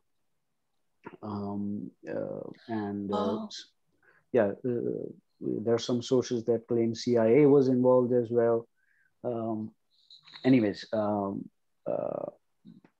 So they ended up taking shelter in this building within the holy complex, and knowing that it would be difficult for the Indian government to just storm into a temple that was considered sacred by the Sikhs. But even from there, the violence escalated, number of murders and assassinations escalated. And at that point, like I said, Indira Gandhi, who was a strong-minded person, she ordered a military operation into the Golden Temple premises to get rid of, to basically bring Bhindranwale to justice. At this point, I should mention that there are some other conflicting sources that, well, I should say, when the military went in, there was a lot of, these guys were really armed to the tooth, and there was a lot of shelling inside the community, inside the temple complex. A lot of innocents lost their lives also, and there's a lot of controversy in that where both groups point fingers at each other and say that hold the other party responsible, one party being the government and the one party being the extremist Sikhs. They blame each other for the innocent lives lost, but there were a lot of civilian lives lost as well. But in the end, the military was successful in quelling this group, and Bhindranwale, he was killed in this operation. But this was the fact that the military had entered the Sikh, the holiest shrine of the Sikhs, was a big insult to the Sikhs. So it just so happened that this happened in June 1984. October 1984, Indira Gandhi, the Prime Minister herself, had 2 Sikh bodyguards. They, in an act of revenge for desecrating the shrine, they killed her. They assassinated Indira Gandhi, who they were supposed to protect. Obviously, this wasn't taken kindly by her party, her political party, which is the biggest party in India, political party in India, the Congress, supporters of Indira Gandhi and the party basically initiated Sikh riots in large parts of North and Central India. More than 3,000 Sikhs were killed, were died. There was, some killing of Hindus as well in in response. And obviously, when there are lives are lost like this, especially innocent lives, that adds fuel to any fires that may be already burning. And by 1985, there was full-fledged insurgency in Punjab. Religious fundamentalists and extremists started killing Hindus and Sikhs. Like I said, Sikhs that they considered too moderate, they started killing Hindus and Sikhs, and violence escalated quickly. Flights, there was a flight, famous incident of a flight that was bombed and where hundreds of lives were lost. So this was full-fledged insurgency again. The full spectrum of the violence, is from at one end of the spectrum, Sikhs killing Sikh extremists, stopping buses and asking all the Hindus to get out and out the bus and shooting them. That's one spectrum of the violence. On the other side of the spectrum is Indian Punjab police officials, because they were under so much pressure to catch the extremists. They started, and it was so difficult and dangerous to catch hold of them. They would, there are documented instances of them arresting innocent people and killing them and claiming that they were terrorists, they were Sikh terrorists. So, and so you can imagine that there were issues on both sides, and so finally, the government, they really ramped up their efforts to quell this insurgency. Interestingly, the police commissioner who was in charge of quelling the insurgency himself was a Sikh. He's very famous in India. He's called KPS Gill.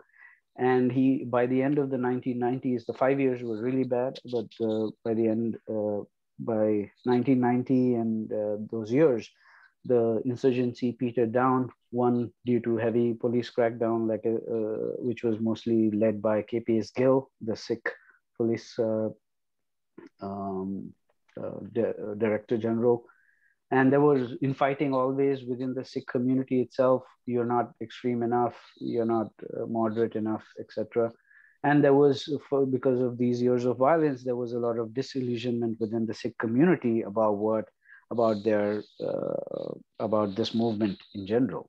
And so finally, by the end of... Sorry, Sam. We have a question. Can we just break for one question and then we'll continue? Sure. Karim, go ahead. Thank you very much. I don't know if I missed this or not, but when I see Khalistan, I know Stan is a town or group or country. Khalis is the root.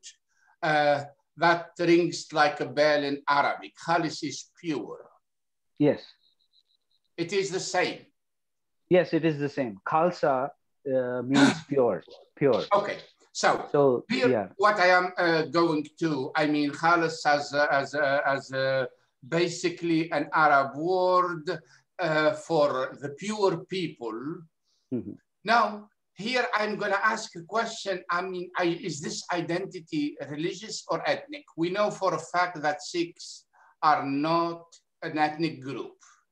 Right. They are a religious group. Now, how does that fit? Like, you know, when you move between groups, some groups are ethnic, some groups are religious.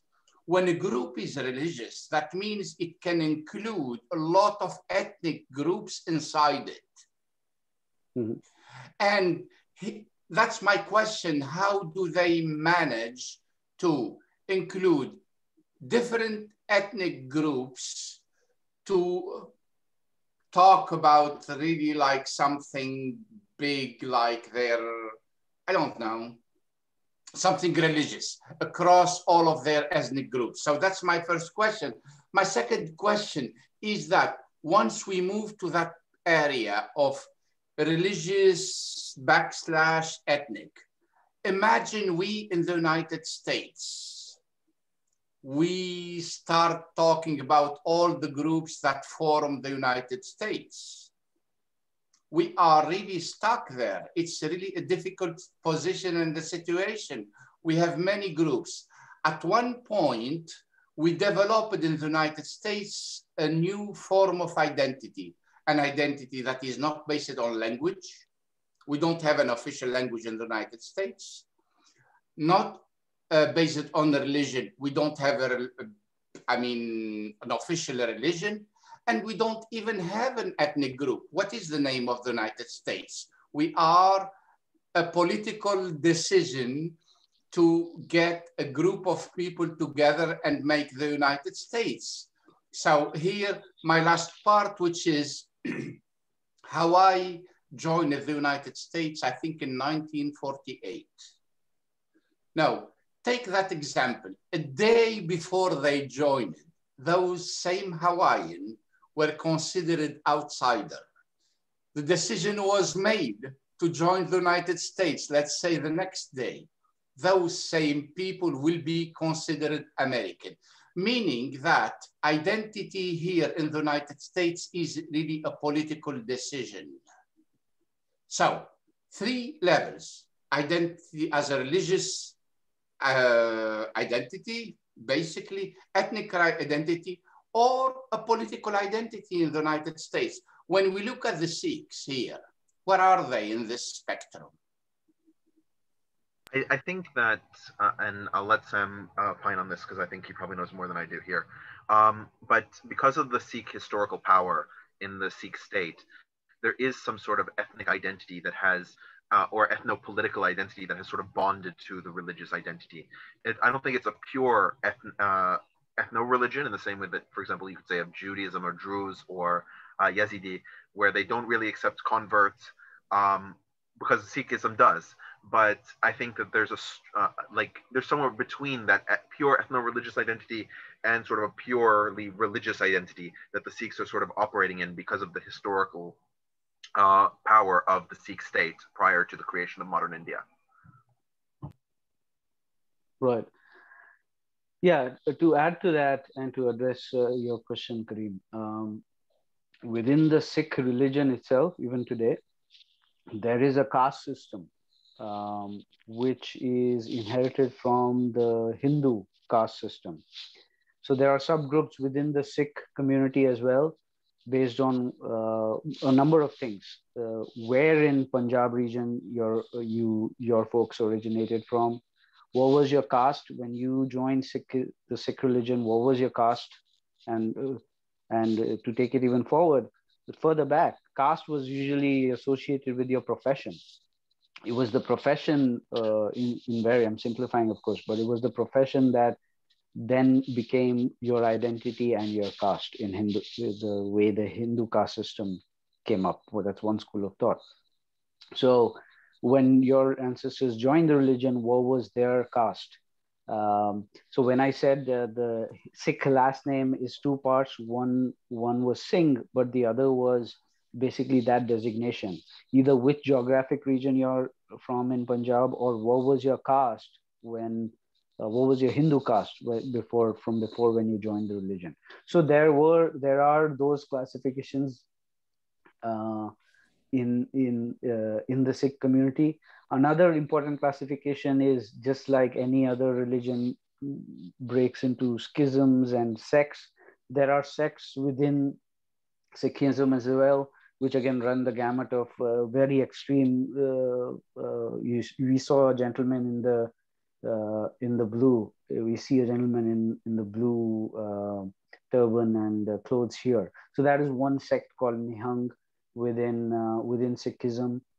So there are many divisions within the religion as well, which pertains to what your official interpretation of what the scripture says is. So that's one classification. So there are many subgroups within Sikhism there. So there are subgroups because of the caste system and your geographic region. There are subgroups because of the sects within Sikhism. And there are also subgroups, since I mentioned political power, there are also subgroups of which are political in nature, saying, I mentioned the one political party called Akali Dal, but there were many smaller political parties that represented or tried to represent the Sikh community. There were specific leaders who at various points in time became powerful and less powerful. So in terms of, yes, if we have to compare to some other ethnicities, quote unquote, there may not be parallels, but there are definitely groups and subgroups within Sikh community itself. And yeah, they, like I said, they're killing each other. They obviously don't agree on everything themselves. So that was part of the reason for escalation of this insurgency, and also in the end, part of the reason why it died down, because this Punjab region, like I said, is a region blessed with natural resources. Not all parts of India are blessed like that. They have resources coming from agriculture. So, and it was historically, even after independence, has been a very prosperous region of the country. To see such a prosperous region devolve into chaos like this is obviously disheartening for anybody, especially the Sikh community who remember those days. So it was, yeah, that's the background of what led to all this, and ultimately in the end also led to the end of the insurgency. But yeah, those were the subgroups within the community. And in the interest of time, I'll just rush through the rest. I wanted to spend the 1 minute talking about the reality today. Sikh relations have normalized to a large extent with the Indian government. They are less than 2% of the Indian population, but they are 15% they form 15% of the Indian armed forces. They are traditionally also thought as very patriotic in India historically.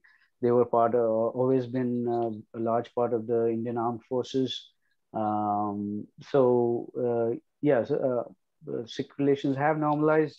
There may be pockets of people who may still hold strong grudges against the government in India. Like I said, if you've lost loved ones in this conflict, that's always going to be at the back of your mind and is going to be a sore point for you always. But I just wanted to illustrate some of these things. Top right here is President Manmohan Singh. He's a Sikh, and he is the Prime Minister before Narendra Modi. More importantly, in the 90s, he was the Finance Minister. There are probably only two people that India's economic growth in the last few decades can be credited to. He is one of them. They've obviously integral parts of India, and they have been very successful at different areas of society. So he was the Prime Minister. He was then the Finance Minister, who instituted the liberalized the economy, basically, that kind of helped the economy grow. This is the gentleman I was referring to, KPS Gill here, the bottom right. He was the police chief who is credited with quelling the extremist Sikh insurgency. This gentleman here, he's also used to be a captain in the Indian Army. He is the current Chief Minister of Punjab. Just to give you perspective, he recently, maybe 2 years ago, refused to meet Justin Trudeau, the Prime Minister of Canada, accusing him of being a Khalistani sympathizer, right? So yeah, I mean, just to give a perspective, there are different Sikh individuals who have different perspectives. That's yeah. How do the Sikhs feel about the BJP and other Hindu nationalist organizations? Yeah, again, maybe we already discussed. There's no one view within the Sikh community, just like any other community. But the spectrum I see WhatsApp videos being circulated by Sikhs in India praising Narendra Modi and focusing on not focusing on the communal aspects of what BJP is known for, but basically being pro Narendra Modi and this kind of changes he is bringing in. At the same time, there are definitely political parties in Punjab, Sikh political parties that are concerned that Hindu nationalism is on the rise. So that there's both those views and many in between. I saw a chat saying many Sikhs are anti-Muslim. Like I explained, even for partition is a very, very painful. The number of lives lost in partition were many, and really real horror stories. And yes, so enmity between them because of that is so there's a long historical tradition of enmity between the Sikhs and Muslims, starting with the Afghan and Persian invaders who used to invade India for invade and loot Sikh and Hindu kingdoms in India, to the partition and so on and so forth. So yeah, there's but yeah, so to answer your question, Richard, their views are part of a spectrum, and from one end there are Sikhs who are very supportive of Narendra Modi, and Sikhs who are not supportive of BJP. The current farmer protest is fueled by a lot of Sikhs. Sikhs believe that yes, the government is trying to, like I mentioned, agriculture is very important in Punjab. The farmers, especially from Punjab, are protesting recent reforms that the government is trying to bring in with the farm bill, because they feel threatened that their position of success in agriculture will be undermined by these laws that the government is trying to bring in. So so Sikh community is very active in the farmer protests going on in the country. So that should give you some perspective of the flip side, where people think they see BJP as a threat. But the flip side is, as some of you may know, India has a very serious second wave, seen a resurgence of the coronavirus or COVID in India, where government response has not been adequate. Even people who are ardent supporters of Narendra Modi will say that. But at this point, individuals, local political parties, and volunteer organizations have kind of tried to do their bit. And Sikh gurudwaras and Sikh social organizations are at the forefront. Things like organizing oxygen for patients, building makeshift hospitals. So we're very social and at the forefront of social causes like those. So yeah, that's the current state of Sikhs in India. There has been a correction to the good old days where it was a very prosperous community and a very prosperous state. So that's Sikhs in general. Any questions?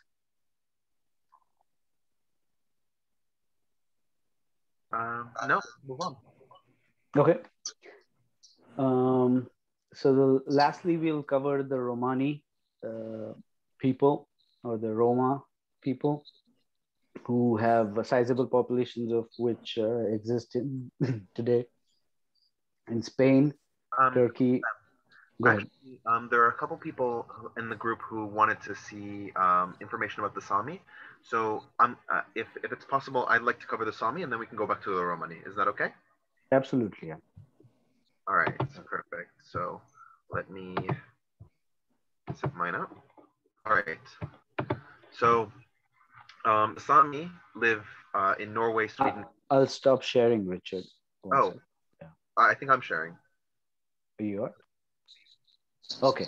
Yep, I see it. Thank you. Okay, so the question is, who are the Saami? The Saami are a Finnic group native to the northern reaches of Scandinavia. The region that the Saami live in is called Saami. That's their term for the land. So, right, one of the things that we notice with a lot of indigenous peoples, for want of a better term, is that the term that they use for themselves is usually human of the land or human who lives here in their own language. We see that with a lot of Native American tribes, for example. The name of the tribe will actually literally be human in their own language. And it's no different for the Saami. The Saami, their word is literally a human who lives on the land, and the land is called Saami. And this region of Saami is in the northern part of Scandinavia. You can sort of see on the map here, right? You see the northern parts of Sweden and Norway, the northern part of Finland, and the northern part of Russia.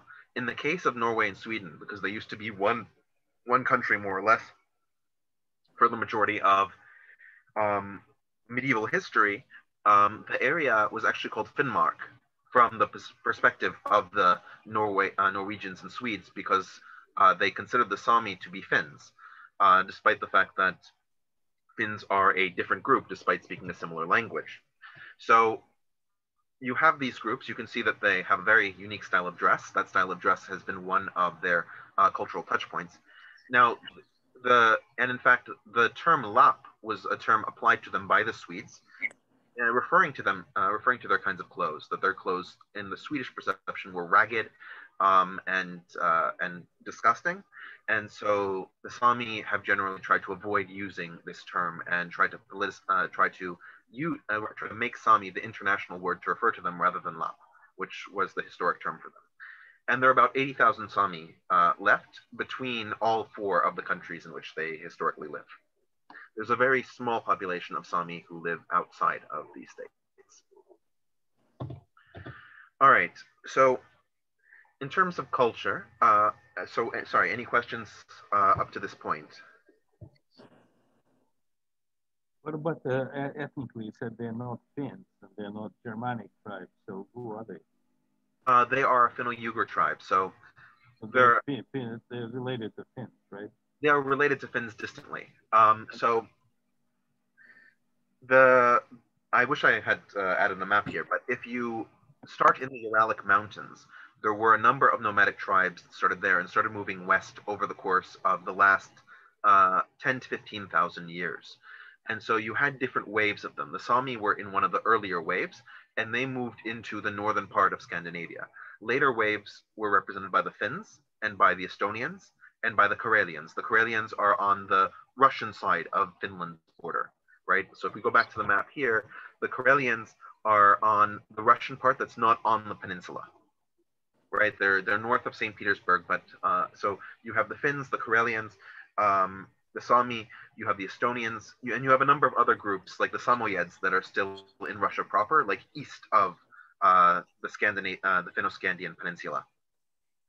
They're all Finno-Ugric group. Yes, right? They're actually all from the Finno part of the Finno-Ugric, right? The Ugric branch is primarily represented today by the Hungarians, but there are tribes throughout the central part of Russia that are very small in number that speak Ugric languages as well.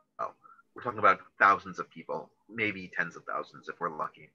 And so the Finns themselves, when they approximately, with the range when they migrated, there was like maybe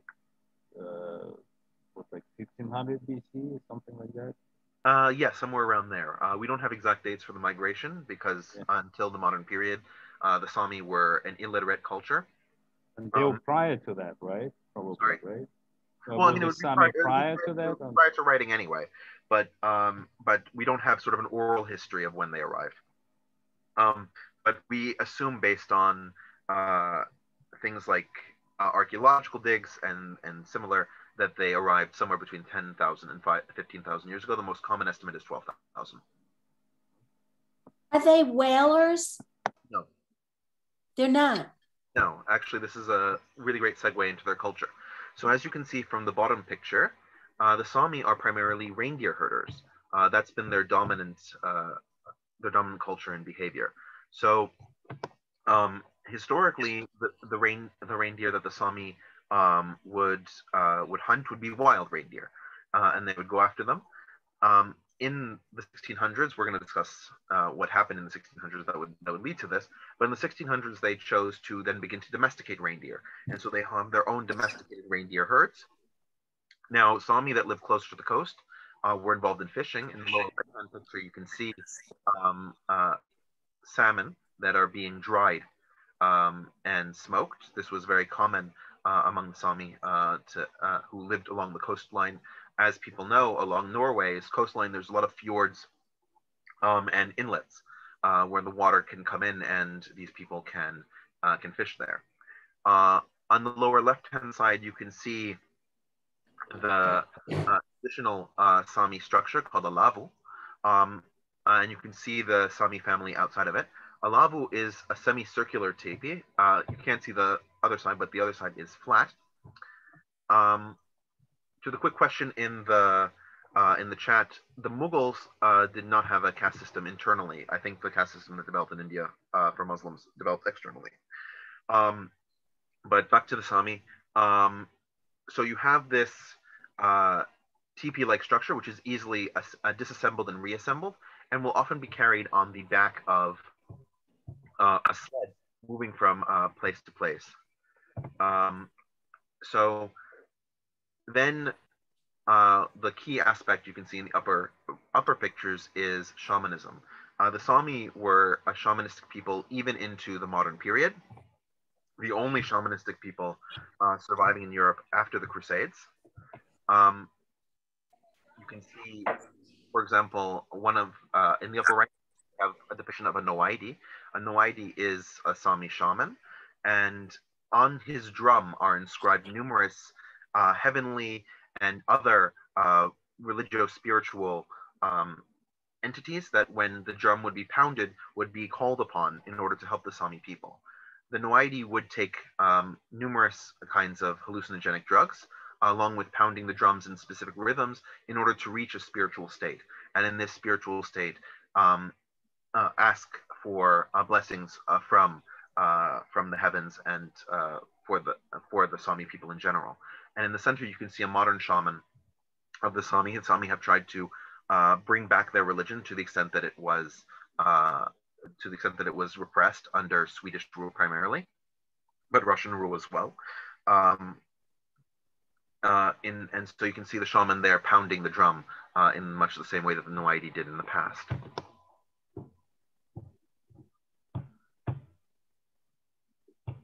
Any questions so far?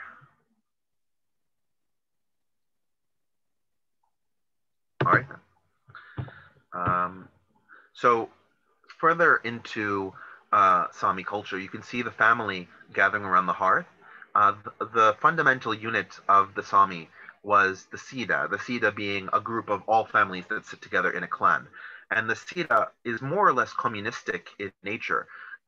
They will have a set of belongings, and all of the members of the Sida, both men and women, vote on the allocation of those things. And no individual person has the ability to override the will of the majority. You can also see that they generally travel over long distances by having their domesticated reindeer. By the time that they did domesticate reindeer, pull their deconstructed lavu and their families in these sort of caravans, and that they would use sleds in order to pack most of their belongings. They were also one of the first people to use skis, as you can see from this medieval document, where their skis on their feet are shown. Saami are very adept skiers, as would make sense given that they live in a frozen climate where there is snow even into the summer. Any additional questions? Okay. So if we move through Saami history, the first interactions between the Saami and the Norse generally were friendly. As you can see on the map on the right-hand side, Saami was south of the majority of non-Saami settlements, and the Norse were primarily in what's now Norway and along the western coast of Sweden along the Atlantic Ocean. We can also see that in what's now Finland, we see the Finns moving into that territory. As the Finns move further into that territory, they'll push the Saami further and further north into Saami. And you can also see in the Russian territory, the early Kievan Rus state. The Kievan Rus were extending all the way to what is now St. Petersburg. And all three of these groups were engaged in lucrative trade with the Saami. The most common good that the Saami could provide were furs, and you can see, and antlers as well. And you can see a modern Saami shop with numerous pelts and antlers for sale, along with carved pieces of wood. And you can actually see the fox. The fox pelt was actually the most desired by the Norse. And the Norwegian word today for fox is rev, which of course bears no resemblance to the Indo-European words in other languages related to Norwegian, like Swedish, where it's Swedish, or German, where it's fox or fox or foss, right? And the reason why they use this word is because the Saami word is reban, so rev reban. And in return, the Saami got numerous goods from the Norse, including iron, which they had no technology to smelt. You can see in the lower left-hand picture, one of the things that was very common, which was that Norsemen would go to the Saami settlements and pay money for the Saami to use their spiritual powers to grant good weather and fair tidings on their trips further west. During this time, of course, the Norse were taking numerous voyages to both Britannia and Ireland in the near part, and further west to Iceland and Greenland. The Saami are part of Norse mythology. In fact, they have been integrated in many ways to the role of dwarves or elves, in that they live in this sort of mysterious, darkened region. They seem to have desires that are different from that of the Norse people, and that their culture is somewhat irreconcilable. But since the Norse had no designs on the upper part of Scandinavia, they couldn't really settle there. Their lifestyle would not work. They had a, despite the fact that they had numerous raiding parties, they were also sedentary and engaged in farming. And it's simply too cold in the northern part of Fennoscandia, in Sapmi, to be farmers. So there was really generally amity between the Saami and the Norse, because they weren't competing over resources. The Saami couldn't move too far south, or else the reindeer wouldn't be there in sufficient numbers, and the Norse couldn't move too far north. We can tell that there were fluctuations in exactly how far north the Norse went and how far south the Saami went by the different styles of structures, right? The Norse built longhouses made of wood, so the foundations are different and the archaeology is different, versus the Lavu, which doesn't preserve well. All right. And we also have numerous Norse epics with Saami present in those Norse epics. But interestingly enough, the Saami will often have a Norse name, showing at least a certain degree of bilingualism that occurred because of this trade. Any questions? All right, then. So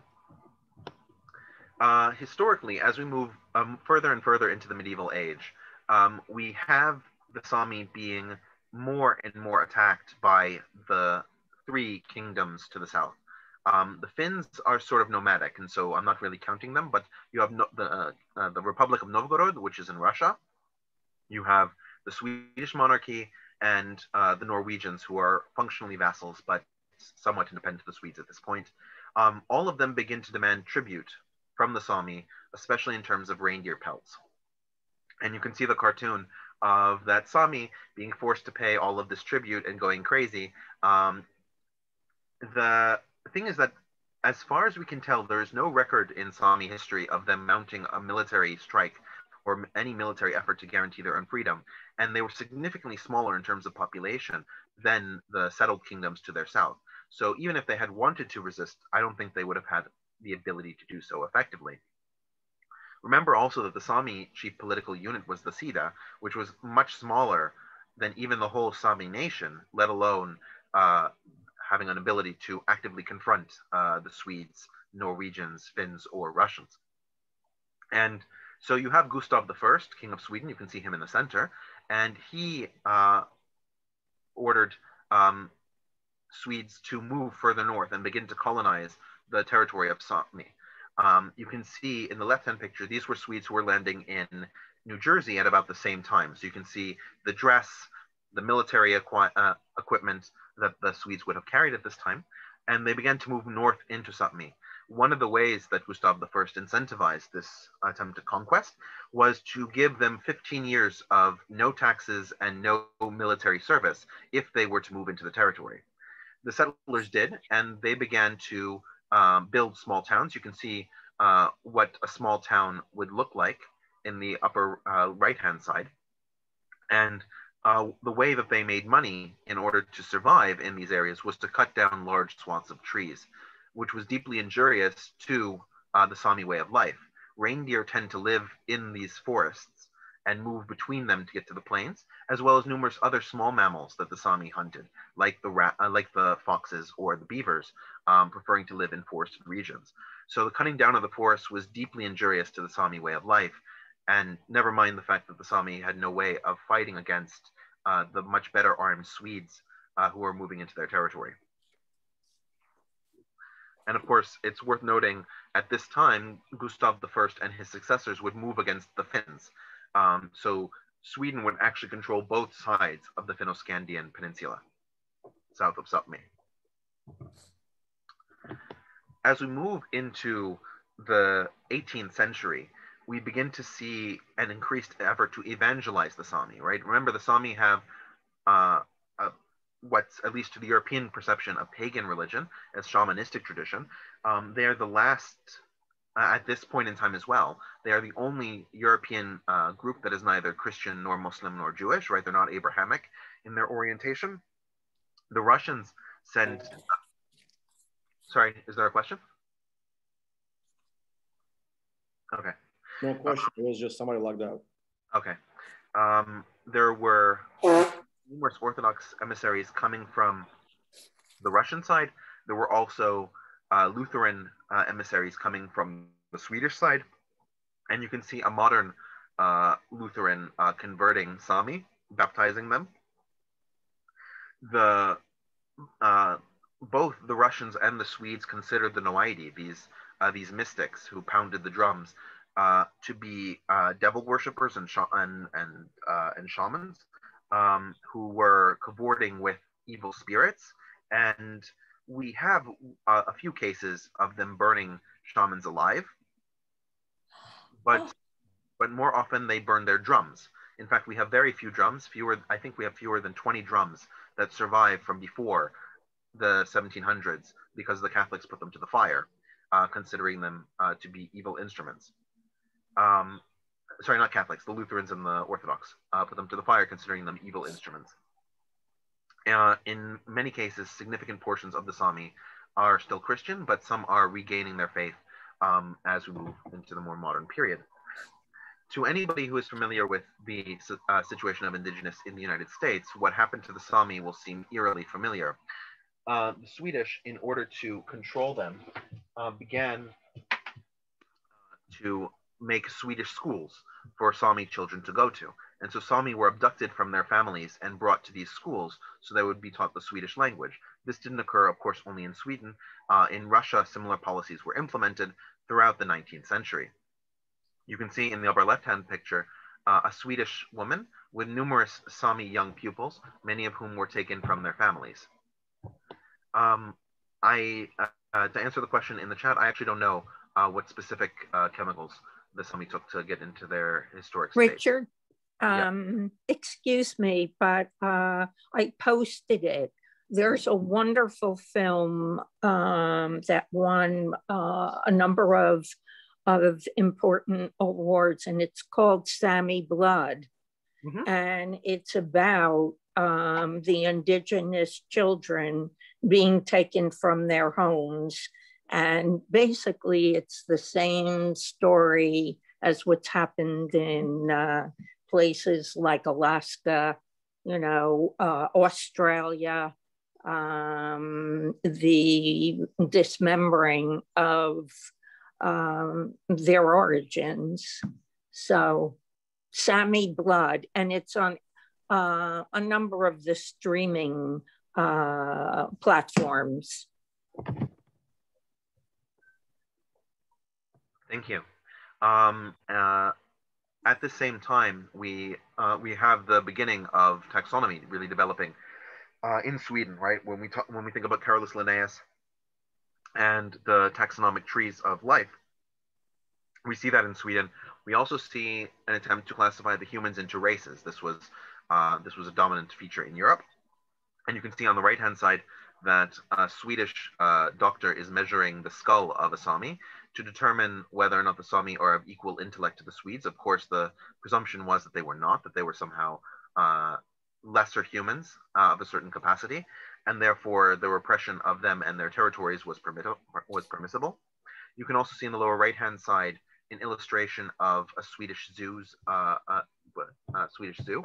At that time, there were human zoos, not just in Sweden. There were human zoos throughout the civilized world, including the United States. And this was a human zoo that featured Laplanders, of course, the Swedish name for the Saami. And you would have actual Saami who would be living behind a cage, and that other Swedes could look at and sort of see their lifestyle in much the same way that we see the lifestyle of animals today in modern zoos. There were also campaigns throughout the 20th century for forced sterilization, where Saami women were sterilized against their will, and in some cases without their knowledge. As Sweden moved into the 1960s and 1970s, there was a beginning of the Saami identity to coalesce. And the real moment when that happened is the Alto River Dam controversy in the late 1970s. You can see in the upper left-hand picture, Saami dressed up in their distinctive blue with the red fringes, trying to stop Swedish tractors from pushing aside the soil that would be used to create the dam. This began to unite all Saami, and they began to fly what is now the Saami flag. You can see that in the upper right-hand side from the building. The Saami heavily objected to the dam on several grounds. The first one, that it would flood several Saami villages. On others, that it would ruin a number of habitats. The Saami tend to be incredibly environmentalist because of their need to rely on the environment for their reindeer herding. And it would also presage an increasing Swedish infiltration into Sápmi. The dam was eventually completed, but the Saami had been able to coalesce behind a national identity. You can see how that has manifested in across the Nordic world, in that you can see in the lower left-hand side, this is the Norwegian Saami parliament. There's also one in Sweden, and there's also one in Finland. There is not one in Russia, as far as I'm aware. But the Saami in Russia are working on creating one. And these local devolved parliaments have a certain number of powers in terms of regulating what happens in the territory of Sápmi. These powers, by the view of the Saami, are too few, but it's better than having no powers at all. You can also see in the center that there was an attempt by Saami to keep Swedish police out because the Swedish police wanted to work on mining in that area. A number of Swedish companies have tried to push for mining in Saami territory, which is rich in numerous materials, but the Saami again want to preserve their environment, and police were often there fighting with the Saami over whether or not they have the right to go after those minerals, or whether they have to respect the Saami as the indigenous masters of that territory. Accordingly, you have activists like the woman in the lower right-hand side who have allied with other indigenous movements around the world in order to preserve the environment and fight global warming, which of course to the Saami, whose entire existence relies on having a snowy ice cape, which is heating up, they're very much opposed to global warming and wanting to increase their ability to survive into the future. Does anybody have any questions about Saami before I return it to Sam? Well, I also, once you, before you want to return, I think we probably are warranted to have another session because it seems to be like you have about 2 or 3 left, right? And Sam has 1. So I don't know if, and it's already 6 o'clock. So I was just want to put for the vote, maybe we'll do Romani and then we will flip for another one next week. What do you guys think?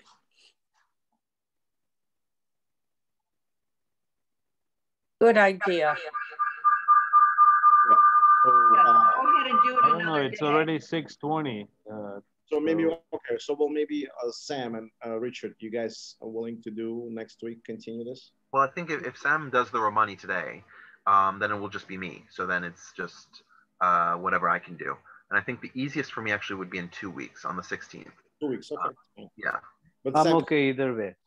Oh, okay. So you let's do 16th, both Sam and Richard. I apologize, guys. It's just we always try to keep it within 2 hours.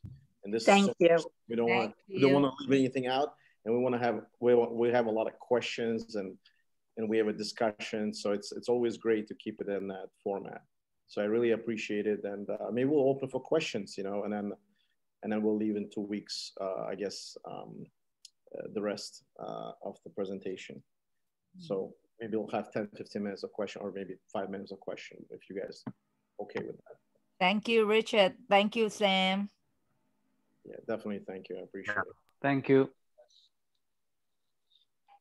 Did the Saami invent skiing? It's unclear. We don't have attestations of skiers from other areas earlier than this. And the picture I showed you of the Saami and skis is from a medieval Germanic manuscript. So it was already recognized by people in Germany that the Saami were skiing. And I don't have reason to believe that anybody would have invented it before them, but I don't know for certain that they're the first ones.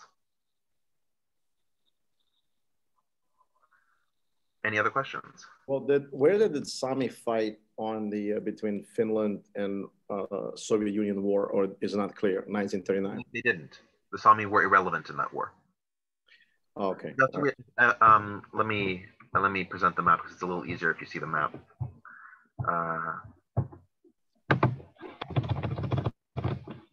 Okay, so if you see the map here, you can see that Sapmi, as it currently exists and would have existed in 1939 when the Winter War took place, does not cover the vast majority of Finnish territory. It covers that northern piece where Finland touches Norway, Sweden, and Russia, right? That sort of northern pinnacle. The Winter War took place almost entirely in the southern half of Finland. So it was outside of their territory. It was a war of Finns against Russians. I see. Yeah. Where the manor game line, right? Sorry? The manor game defense line was built there, right?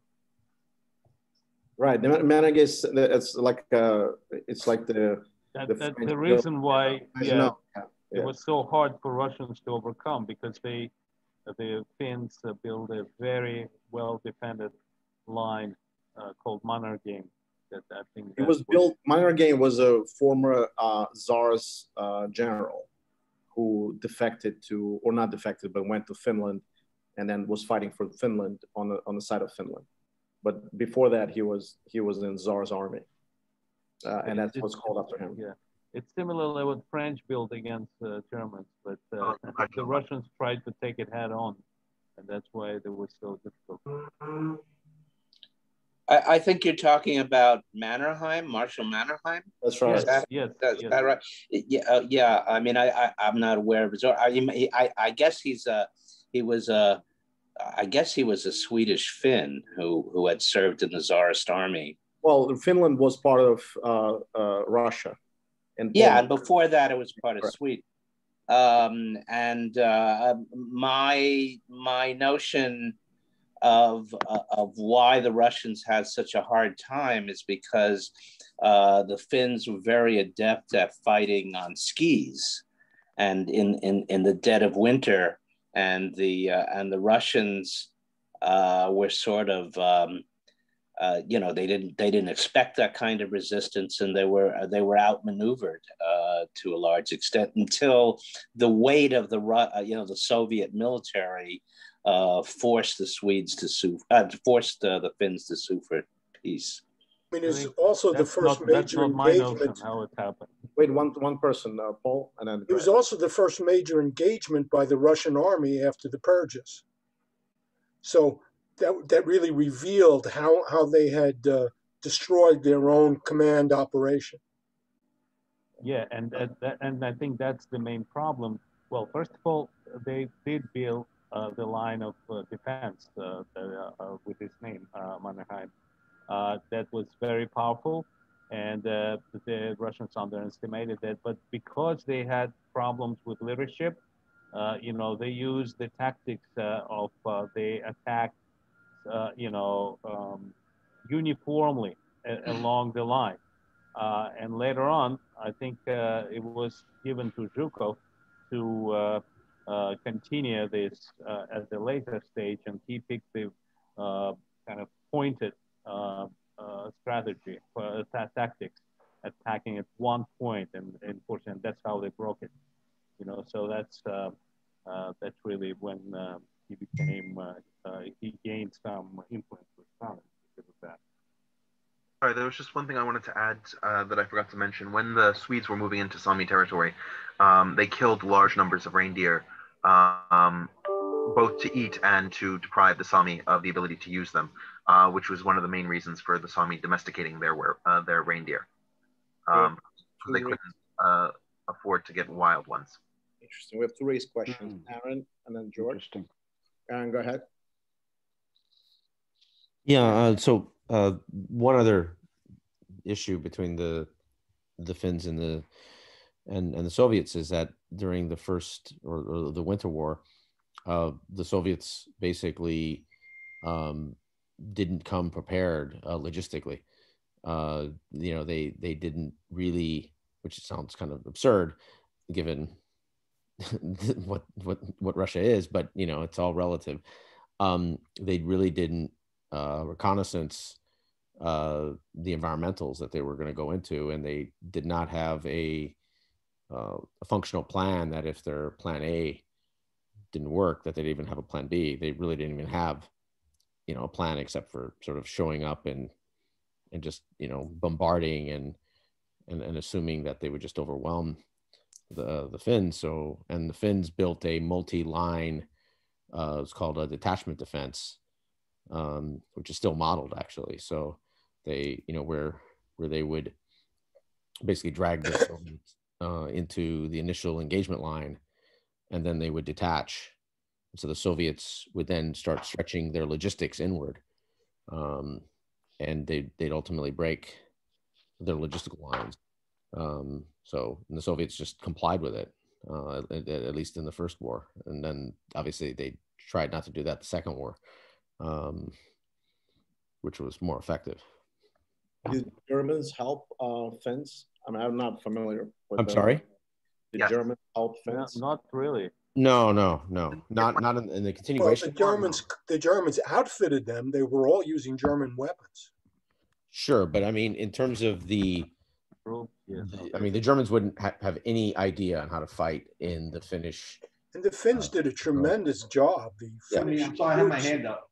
Finnish troops had tremendously high morale, and they were very, very tough, and they had good German equipment. All right, George, go ahead. Sorry. I'm just bringing this back. I mean, bringing back to this whole question of and again, I think the issue is they're not stateless ethnicities, right? Excuse me, forgive me, the Saami are not stateless ethnicities. So, I mean, that's the real, because again, to me, that's the real issue, right? To be a stateless ethnicity, that's a profound question, especially now. We see them in the East, right? Where you have large numbers of Iraqis that left the country because of the American invasion. Then you have a large number of Syrians now that are displaced because of the American sponsored war there, right? So I mean, this is becoming a real phenomenon. It's always been a phenomenon. We're seeing this as a much broader phenomenon. I mean, that's why in the end, a lot of what we're discussing here really ultimately, we're just sort of like giving these arguments for these groups that really represent the separatist argument. Right? And so, right. But the people that you're talking about, the Iraqis that fled because of the American situation, and the Syrians who fled, they still have passports of. In Syria, the Alawite-led regime is still in power in large swaths of Syria. So that passport is still the passport of a valid state. Now, they don't want to return there, perfectly reasonable, but say that they're stateless is wrong. They have a state, they just don't want to live there. Well, right? Again, I would submit... And then further to the earlier part, the Saami are citizens of the countries in which they live. Exactly. Their rights are not recognized as Saami. Their rights are recognized as Swedes or as Norwegians or as Finns or as Russians. They're not recognized as Saami. And that's been the change that's been occurring over the last 50 years. But again, so it's not a question of being stateless, right? It's a question of separatist movements or, again, groups arguing for special, relative to other citizens in the country, arguing for special privileges based on their identity, right? And so again, my point about displaced Iraqis or displaced Syrians is that in practice they're stateless. Right. In practice, here they are in countries and they're forced to live there, right? But they don't have the rights of regular anybody else, right? And so in this way, they're second-class citizens at best, right? And so that's really the question of, and again, it's becoming more and more of a phenomenon that we're seeing, right? Especially as we get more instability in the world system, right? Look at Venezuelans, which are going to places like Colombia, right? Because to escape the embargo against Venezuela, and so again, this is actually a real phenomenon. I'm not saying what you're talking about is not a real phenomenon, but I'm saying again, it seems like the argument is in favor of these separatist groups, right? But it's not. It's in favor of treating everybody as equal citizens, right? Here's a perfect example, right? When gays were suing for the right to marry, right? The argument was, in many cases, from straights who were opposed to gay marriage, was that, no, you want a special right to marry. Because a gay man can marry any woman he wants, just like a straight man can marry any woman he wants. The difference is that a gay man doesn't want to marry a woman. A gay man wants to marry a man. Well, okay, a straight man can't marry a man either. Why do you want special privileges to live a different way? But that's a disingenuous example. No, but that's the example with the Saami. Can I finish why I think it's disingenuous? That's the example with the Saami. Why don't you want to live as a Swede? You can live in a town, speak Swedish, vote for our government in the Riksparlament in Stockholm. Why don't you want to live as a Swede? Why do you you can do the same things as any other Swedish person, but you decide to wear these rags and jump around with a bunch of reindeer? It's like, no, the Saami want the right to be Saami. It just as the gay person wants the right to marry a man. That's the relationship. And so it's not that gays were saying, I want to create a separate state in the United States where I can marry the person I want to marry. They're like, I want to live in the place where I'm already living and have the right to be the way that I have historically been. Okay. But that's, in the end, the point is, first and foremost, it's disingenuous, and I think it's false to relate to gay questions, because gay is not an identity in the way that the Saami are an identity, right? Or that the way the Kurds are an identity. So there's that. I come back to this, is that they're not stateless. The groups you're talking about, for the most part, are not stateless. What they're arguing for, right, are, again, special status, a state. They're arguing for a state of their own, right? Which is, again, I guess my point will be, I think that will be a more robust and interesting subject matter. So, George, question: how would you name this topic? Okay, like the stateless, forget about that. How would you name this topic? I named it by my fault. Yeah. How would you name it? I would just basically put it very straightforward. Should the Kurds have their own state? Just by way of example, right? In other words, instead of saying, okay, let's just group all these people together, which are really quite different and disparate, right? And I'm not, you asked me, so I'm not trying to critique you. I love this conversation, okay? Don't get me wrong. But I'm simply saying that I think it will be more analytically fruitful if you were to say, okay, let's just put it out there. Should the Kurds have their own state?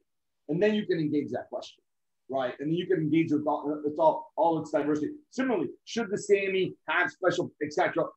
That could be discussed. Right. Well, we're just trying to get kind of like an overall vague type of topic so that we could.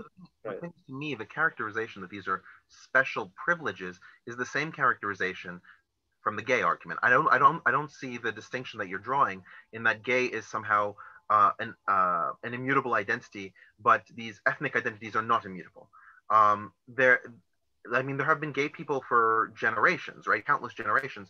But it's not as if gay people were campaigning for marriage in 1784. Like that was just not a thing. There was no conception of gay people in that sort of way. There were people who were gay, certainly, like Oscar Wilde, right? Oscar Wilde was certainly gay. He had the predilection for one. You listen to other people. Right, but the perception of a gay movement, right? But the perception of a gay movement was a modern creation. So could we say that the gays were looking for a right that they had never had and never pushed for at any time in history prior to, in any time prior to modern history, let's say from 1400 onward in Europe? Like, this is not like, you can make the same argument that they're looking for some kind of special privilege. And I think it's just okay.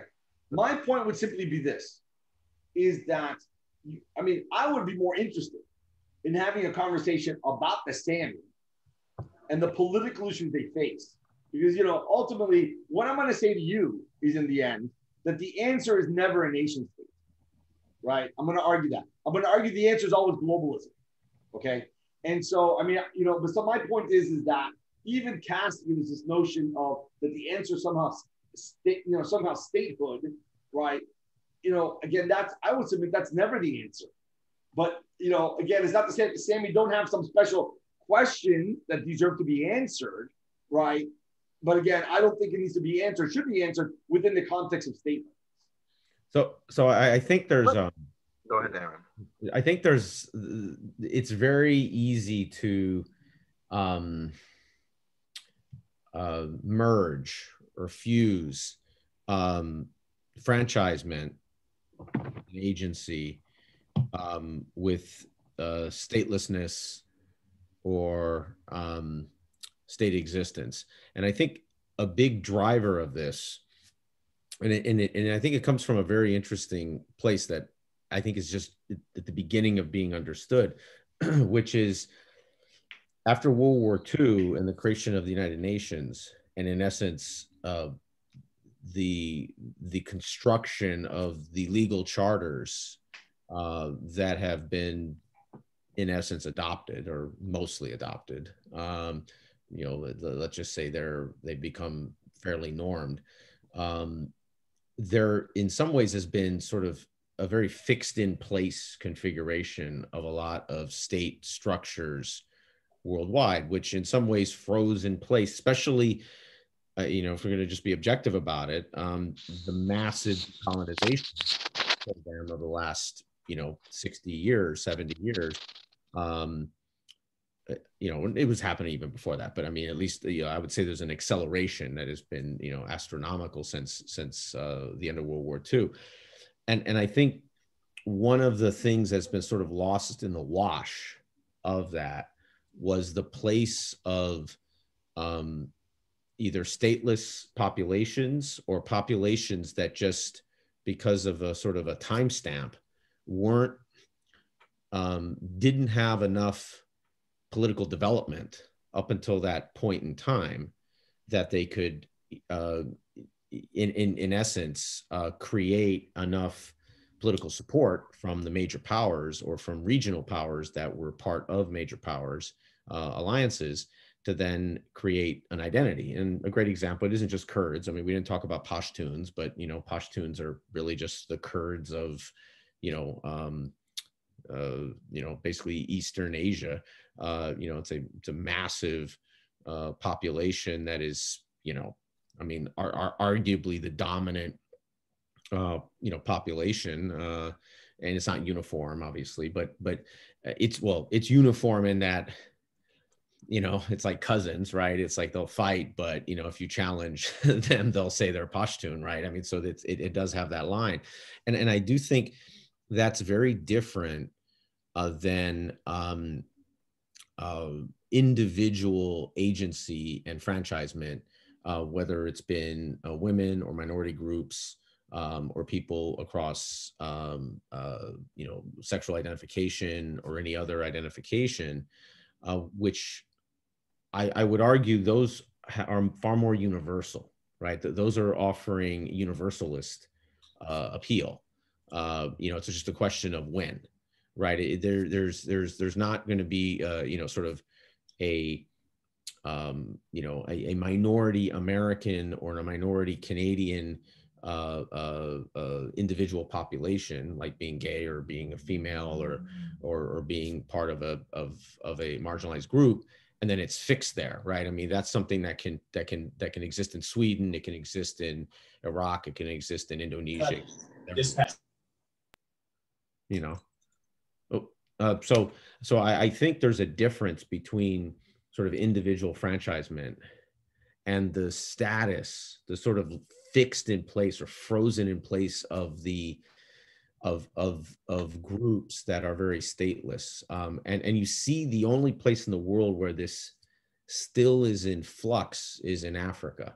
And it's not that in flux there either, but there's still like you could argue the evolution of Sudanese, Ethiopian, Eritrean, and Somali, basically all of the East Africa has still sort of agglomerational in terms of creating identities still, or at least trying to create their own state. And because basically the rest of the world hasn't either cared or needed a dog in that fight, they've just sort of allowed the physics on the ground to sort of create a determinism there.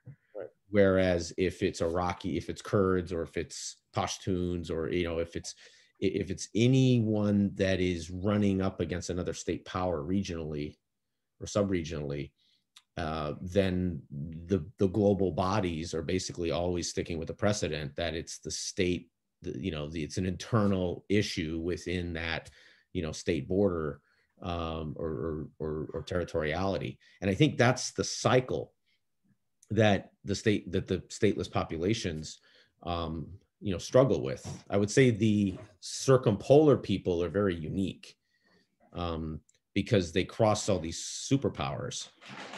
So they have these very finite limits of how much agency they can get, right. Whether it's from Canada, the United States, Russia, or the Nordic countries, which aren't maybe superpowers, but they are established states.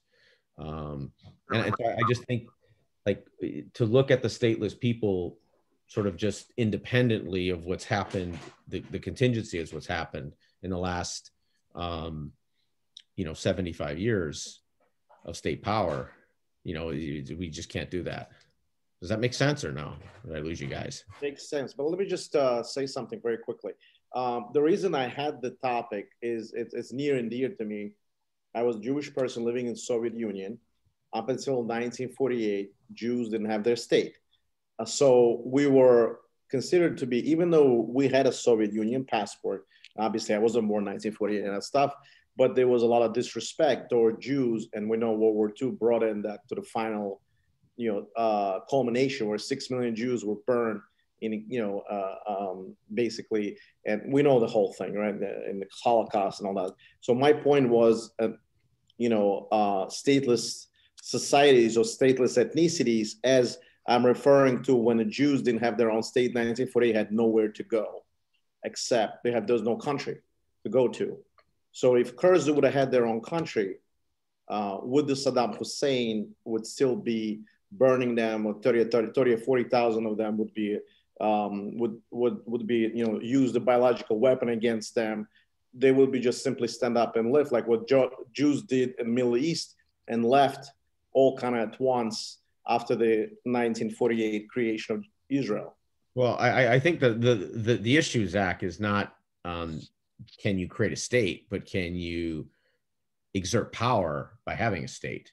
Because if you can't, then look at what's happened in between Azerbaijan, Nagorno-Karabakh, and Armenia, which we talked about a few months ago, right? So at the end of the day, you need to have the capacity to scale the defense of whatever that state is, and I think that's really the heart of the issue. It always is. It's not so much, and to do that, you need an outside power, you know, in the modern world, because of the need to build a modern state. You know, you can't buy that. There's no toolkit at Costco to buy a, you know, state off the shelf, right? I mean, you have to construct it with all of the outside infrastructure in the modern world.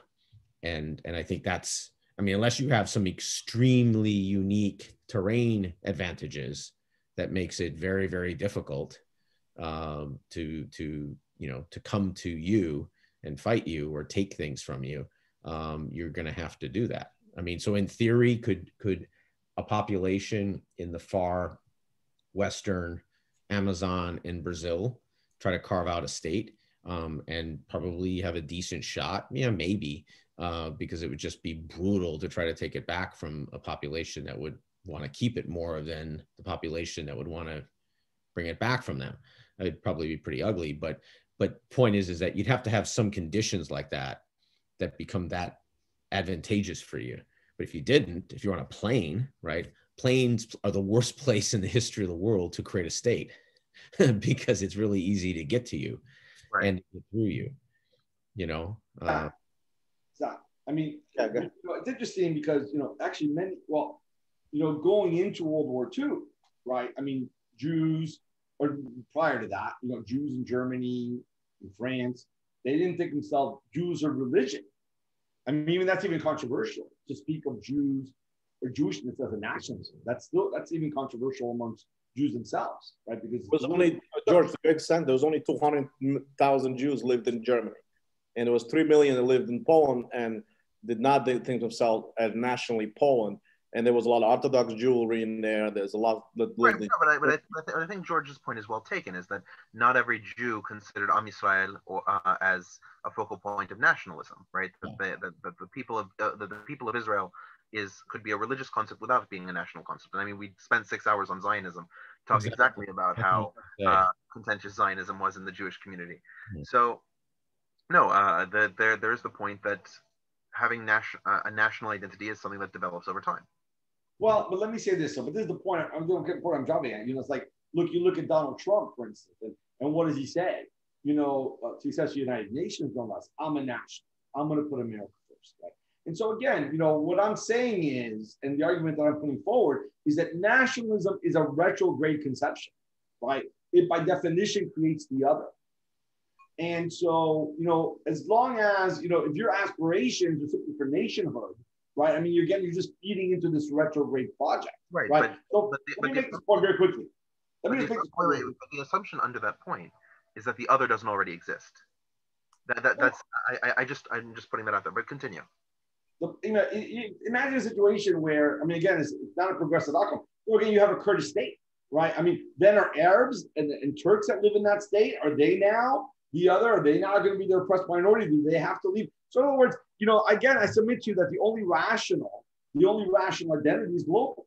The only rational identity is human or Terran, however you want to put it. Because otherwise, right, I mean, again, it is the other, it is, you know, exclusionary, it is victimizing. And this is what we've seen in the era of nationalism from the 19th century to the current period. Nationalism has been almost a catastrophe for humans. Right, but I would submit to you that the other exists before the nationalist movement does, right? Exactly. Like in the chat, we were talking a lot about the African American movement for self-emancipation, and both from slavery and from the horribly restrictive nature of Jim Crow, and you made the point, and I think it's a well-taken point, that the African Americans did not push in general to create a secondary state. We can, you know, there's Liberia, there's Marcus Garvey, there's this whole idea of the Black Panthers trying to create a black state. But by and large, the general movement the African Americans followed was that of Dr. King. Okay, so why was it that they? Which was really W.E.B. Du Bois, which was really Frederick Douglass, which was really abolition. Right. But this long chain of ideas that within the United States that there could be some kind of resolution. That's right. That's right. And the functional point is that there was already an other when Dr. King was marching. The other was the white Southerners endorsing the Jim Crow laws, the white Southerners endorsing the plantation style of slavery when it existed. And there were allies who were whites who did not endorse that system. But Right. the other already existed before Martin Luther King's So, movement. I heard you. Yeah, there's an interesting point here, though, which is, I think it's easy to get locked into the interfaces between conflictants when they get into these identity conflicts. But there was a larger sort of arc over 200-300 years, which was really basically Christian humanism, and through the Enlightenment, and this interesting fusion between sort of a Rousseauian sort of deism and you could call it a Christian humanism, which was if you're either doing Christian theater and you're sort of cherry picking, in creating a construct of that fits sort of your facts on the ground, or you're living this true life, kind of John Brown, which is sort of the extreme, but it's still the same principle. And I think that's, to me, this new global humanism is really just an extension of all of these religious humanism movements, and they've, for the most part, have de-religifized. That's probably not even a word, but you know what I'm trying to say, like take religion out of the movement. I don't know what the correct word would that be. I just made one up. But the point is that so George's global humanism is really, if George was around 250 years ago and you were in somewhere in the broader West, it'd be pretty hard to think in global humanist terms, right? You'd probably be a Christian humanist if based on your sort of beliefs now, if you sort of retrofitted them. And I think there's a larger line there through allowing people or making sure people have a level, fair, equality that is not that there is not dominant majorities over minorities, whatever those categorizations or that matrix looks like. I think the challenge becomes, we do live in a real concrete world, and especially one that is governed by territoriality, nation states, and ultimately institutions that have been built by the nation states to regulate themselves, but within the power structure they have. And so when you try to move an inch, you get a millimeter, right? And I think that's the challenge in the modern world with non-individual agency, right? I think individual agency, I think we're in the true era of individual agency. I think this is going to go on for the next 100+ years worldwide, everywhere, every little part of the planet. But I think in terms of identities creating their own state structures, I think that's going to be very, very difficult, because as the world gets more complex, more interlocking, has more interdependency, the risk to carve-offs just becomes too great, and they'll just be resisted by almost everybody. And I think that's the hardest thing that we are in. So people like the Kurds, their only shot to be Kurdish was right after World War I, basically. That was it. If there was if when they were playing with the maps, if someone was who was pro-Kurdish said, you know what, do the Kurd thing here, then there'd be a Kurdistan. However strong or weak it would be, it would have a thing. And the same thing with the Pashtuns, except or other populations. Was that question ever came through truth? In 1948, they, I think, tried to create Kurdistan. Maybe you guys know more about it. I've heard no. 1920. 1940. They tried. It was between Israel or Kurdistan and some other country. I don't remember what. In UN. After World War I, there was an effort to create a Kurdish state. Correct. That was then thwarted. Not World War II. Not World War II. World War I. No, that's what I'm correcting. I said after World War I, not World War. Let me say this. Let me respond to this very quickly. Unfortunately, I do have to go, but I'll attend the next one, the continuation. I'll certainly attend it. Let me say this. I mean, I reject the idea that we have to accept the concrete, right? And so, so Richard's right. Richard's correct. I accept your argument that the Kurds and that the Turks in some ways built their identity on the basis of anti-Kurdishness. I understand your point exactly, and I don't reject it. I understand historically that being the case. But again, the point being is that the response is not to say, okay, they're going to employ nationalist reasoning and demean us, then we have to retort with that. That's a dead end and for everyone, right? And again, I mean, maybe it might lead to some kind of Kurdish state. But again, the point is that that's a dead end for humanity, right? That's a dead end for humanity, right? The only way to really progressively, and Aaron talks about interconnectedness, right? Managing the global crisis, right? Dealing with war. The only way to answer this, again, is through globalism, including for the standard. I mean, that's what I'll say. But listen, and I hate to jump. I hate to jump off now, but I do have to go. The functional thing is that I think you're preaching to the wrong group, right? If you preach to the Turkish majority and said, we need to embrace a new global identity, and you should include the Kurds and the Alevis and the Assyrians and the Greeks and all the other minorities that exist in Turkey into this new global identity, you should rescind your identity as Turks and join this new global identity. And the Turks bought into that. Then it would be very hard for the Kurds to say, well, we can't get our rights and freedoms to live as economically equal people under this new globalist Turkey. So we shouldn't be independent. But to point to the Kurds and say, you should be globalist and seek this global view, and ignore the fact that Turkey is constructed in such a way to prevent your ability to live as Kurds, it becomes incredibly sort of strange to sort of expect them to. Let me say this, Richard. Richard, my point is this to you, and this is what I was trying to get to before, right? I mean, you're speaking about the Turks as a monolith, right? Sure. It's just like I said before, in the South, there were plenty of whites that wanted African Americans treated fairly, right? And so my point to you is strategy. Now we're talking strategy, okay? I'm saying to you, now of course, we're talking about the future.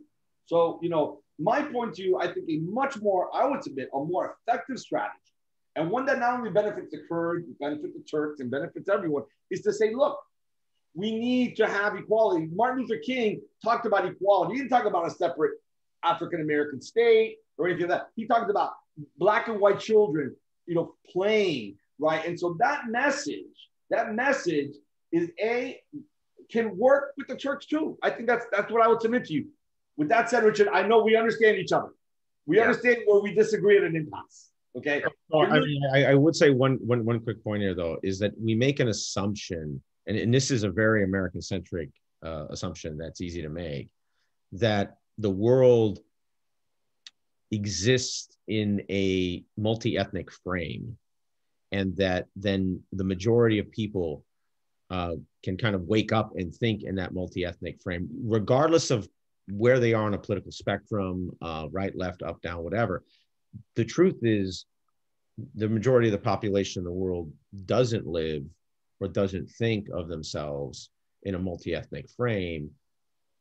And the few that do, the majority are in extreme majority minority. Can I say something, Aaron? Let me respond. Can I say something?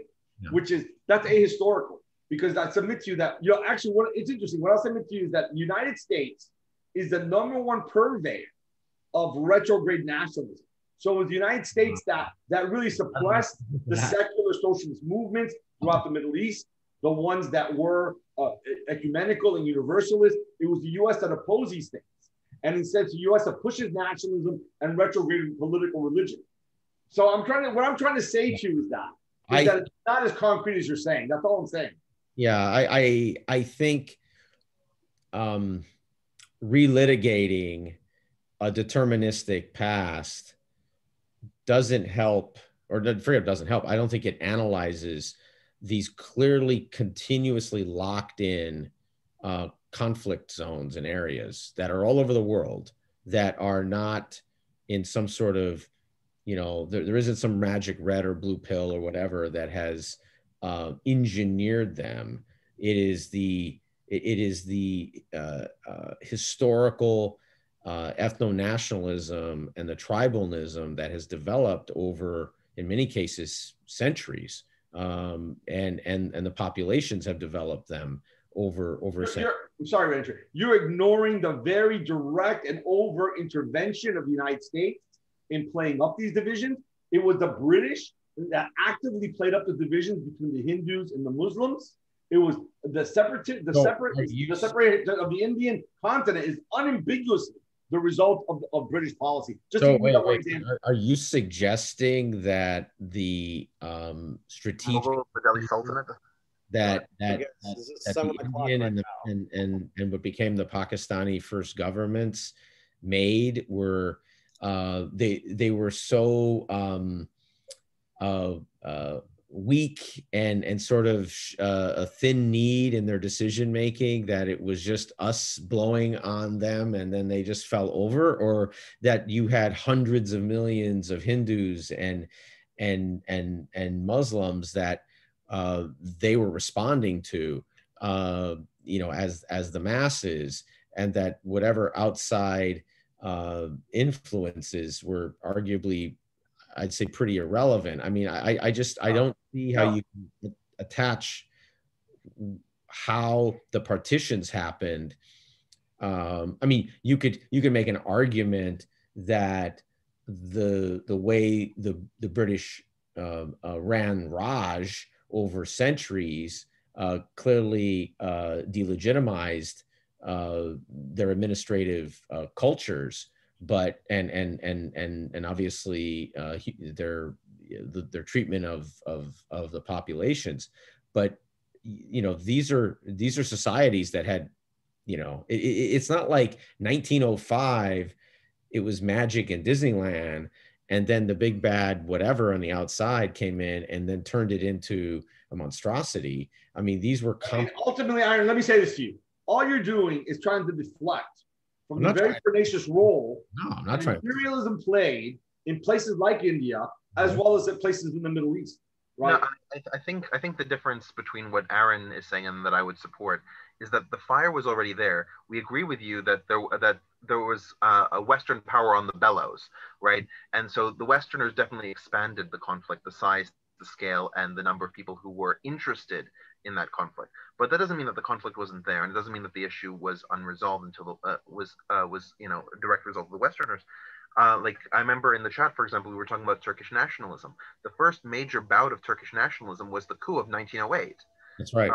In which the Turkish nationalists overthrew significant parts of the Ottoman government. They didn't overthrow the entire Ottoman government. They overthrew the bureaucratic. And that came from Turkish nationalist thought in the 1860s and 70s that was forming, or this idea of a Turkish identity. And that's the whole point, is that populations construct identities. And I think that's the thing we forget, is that populations can construct these things. These aren't, you know, a permanent across history. Listen, I'll give you, no, wait a second, listen to me. I'll give you a perfect example. Look how the United States divided Vietnam, right? The United States divided Vietnam as part of an imperial machination, right? Tried to foster a South Vietnamese identity, right? And killed millions of people in trying to foster this identity. So the point of the matter is that, again, it was American policy in the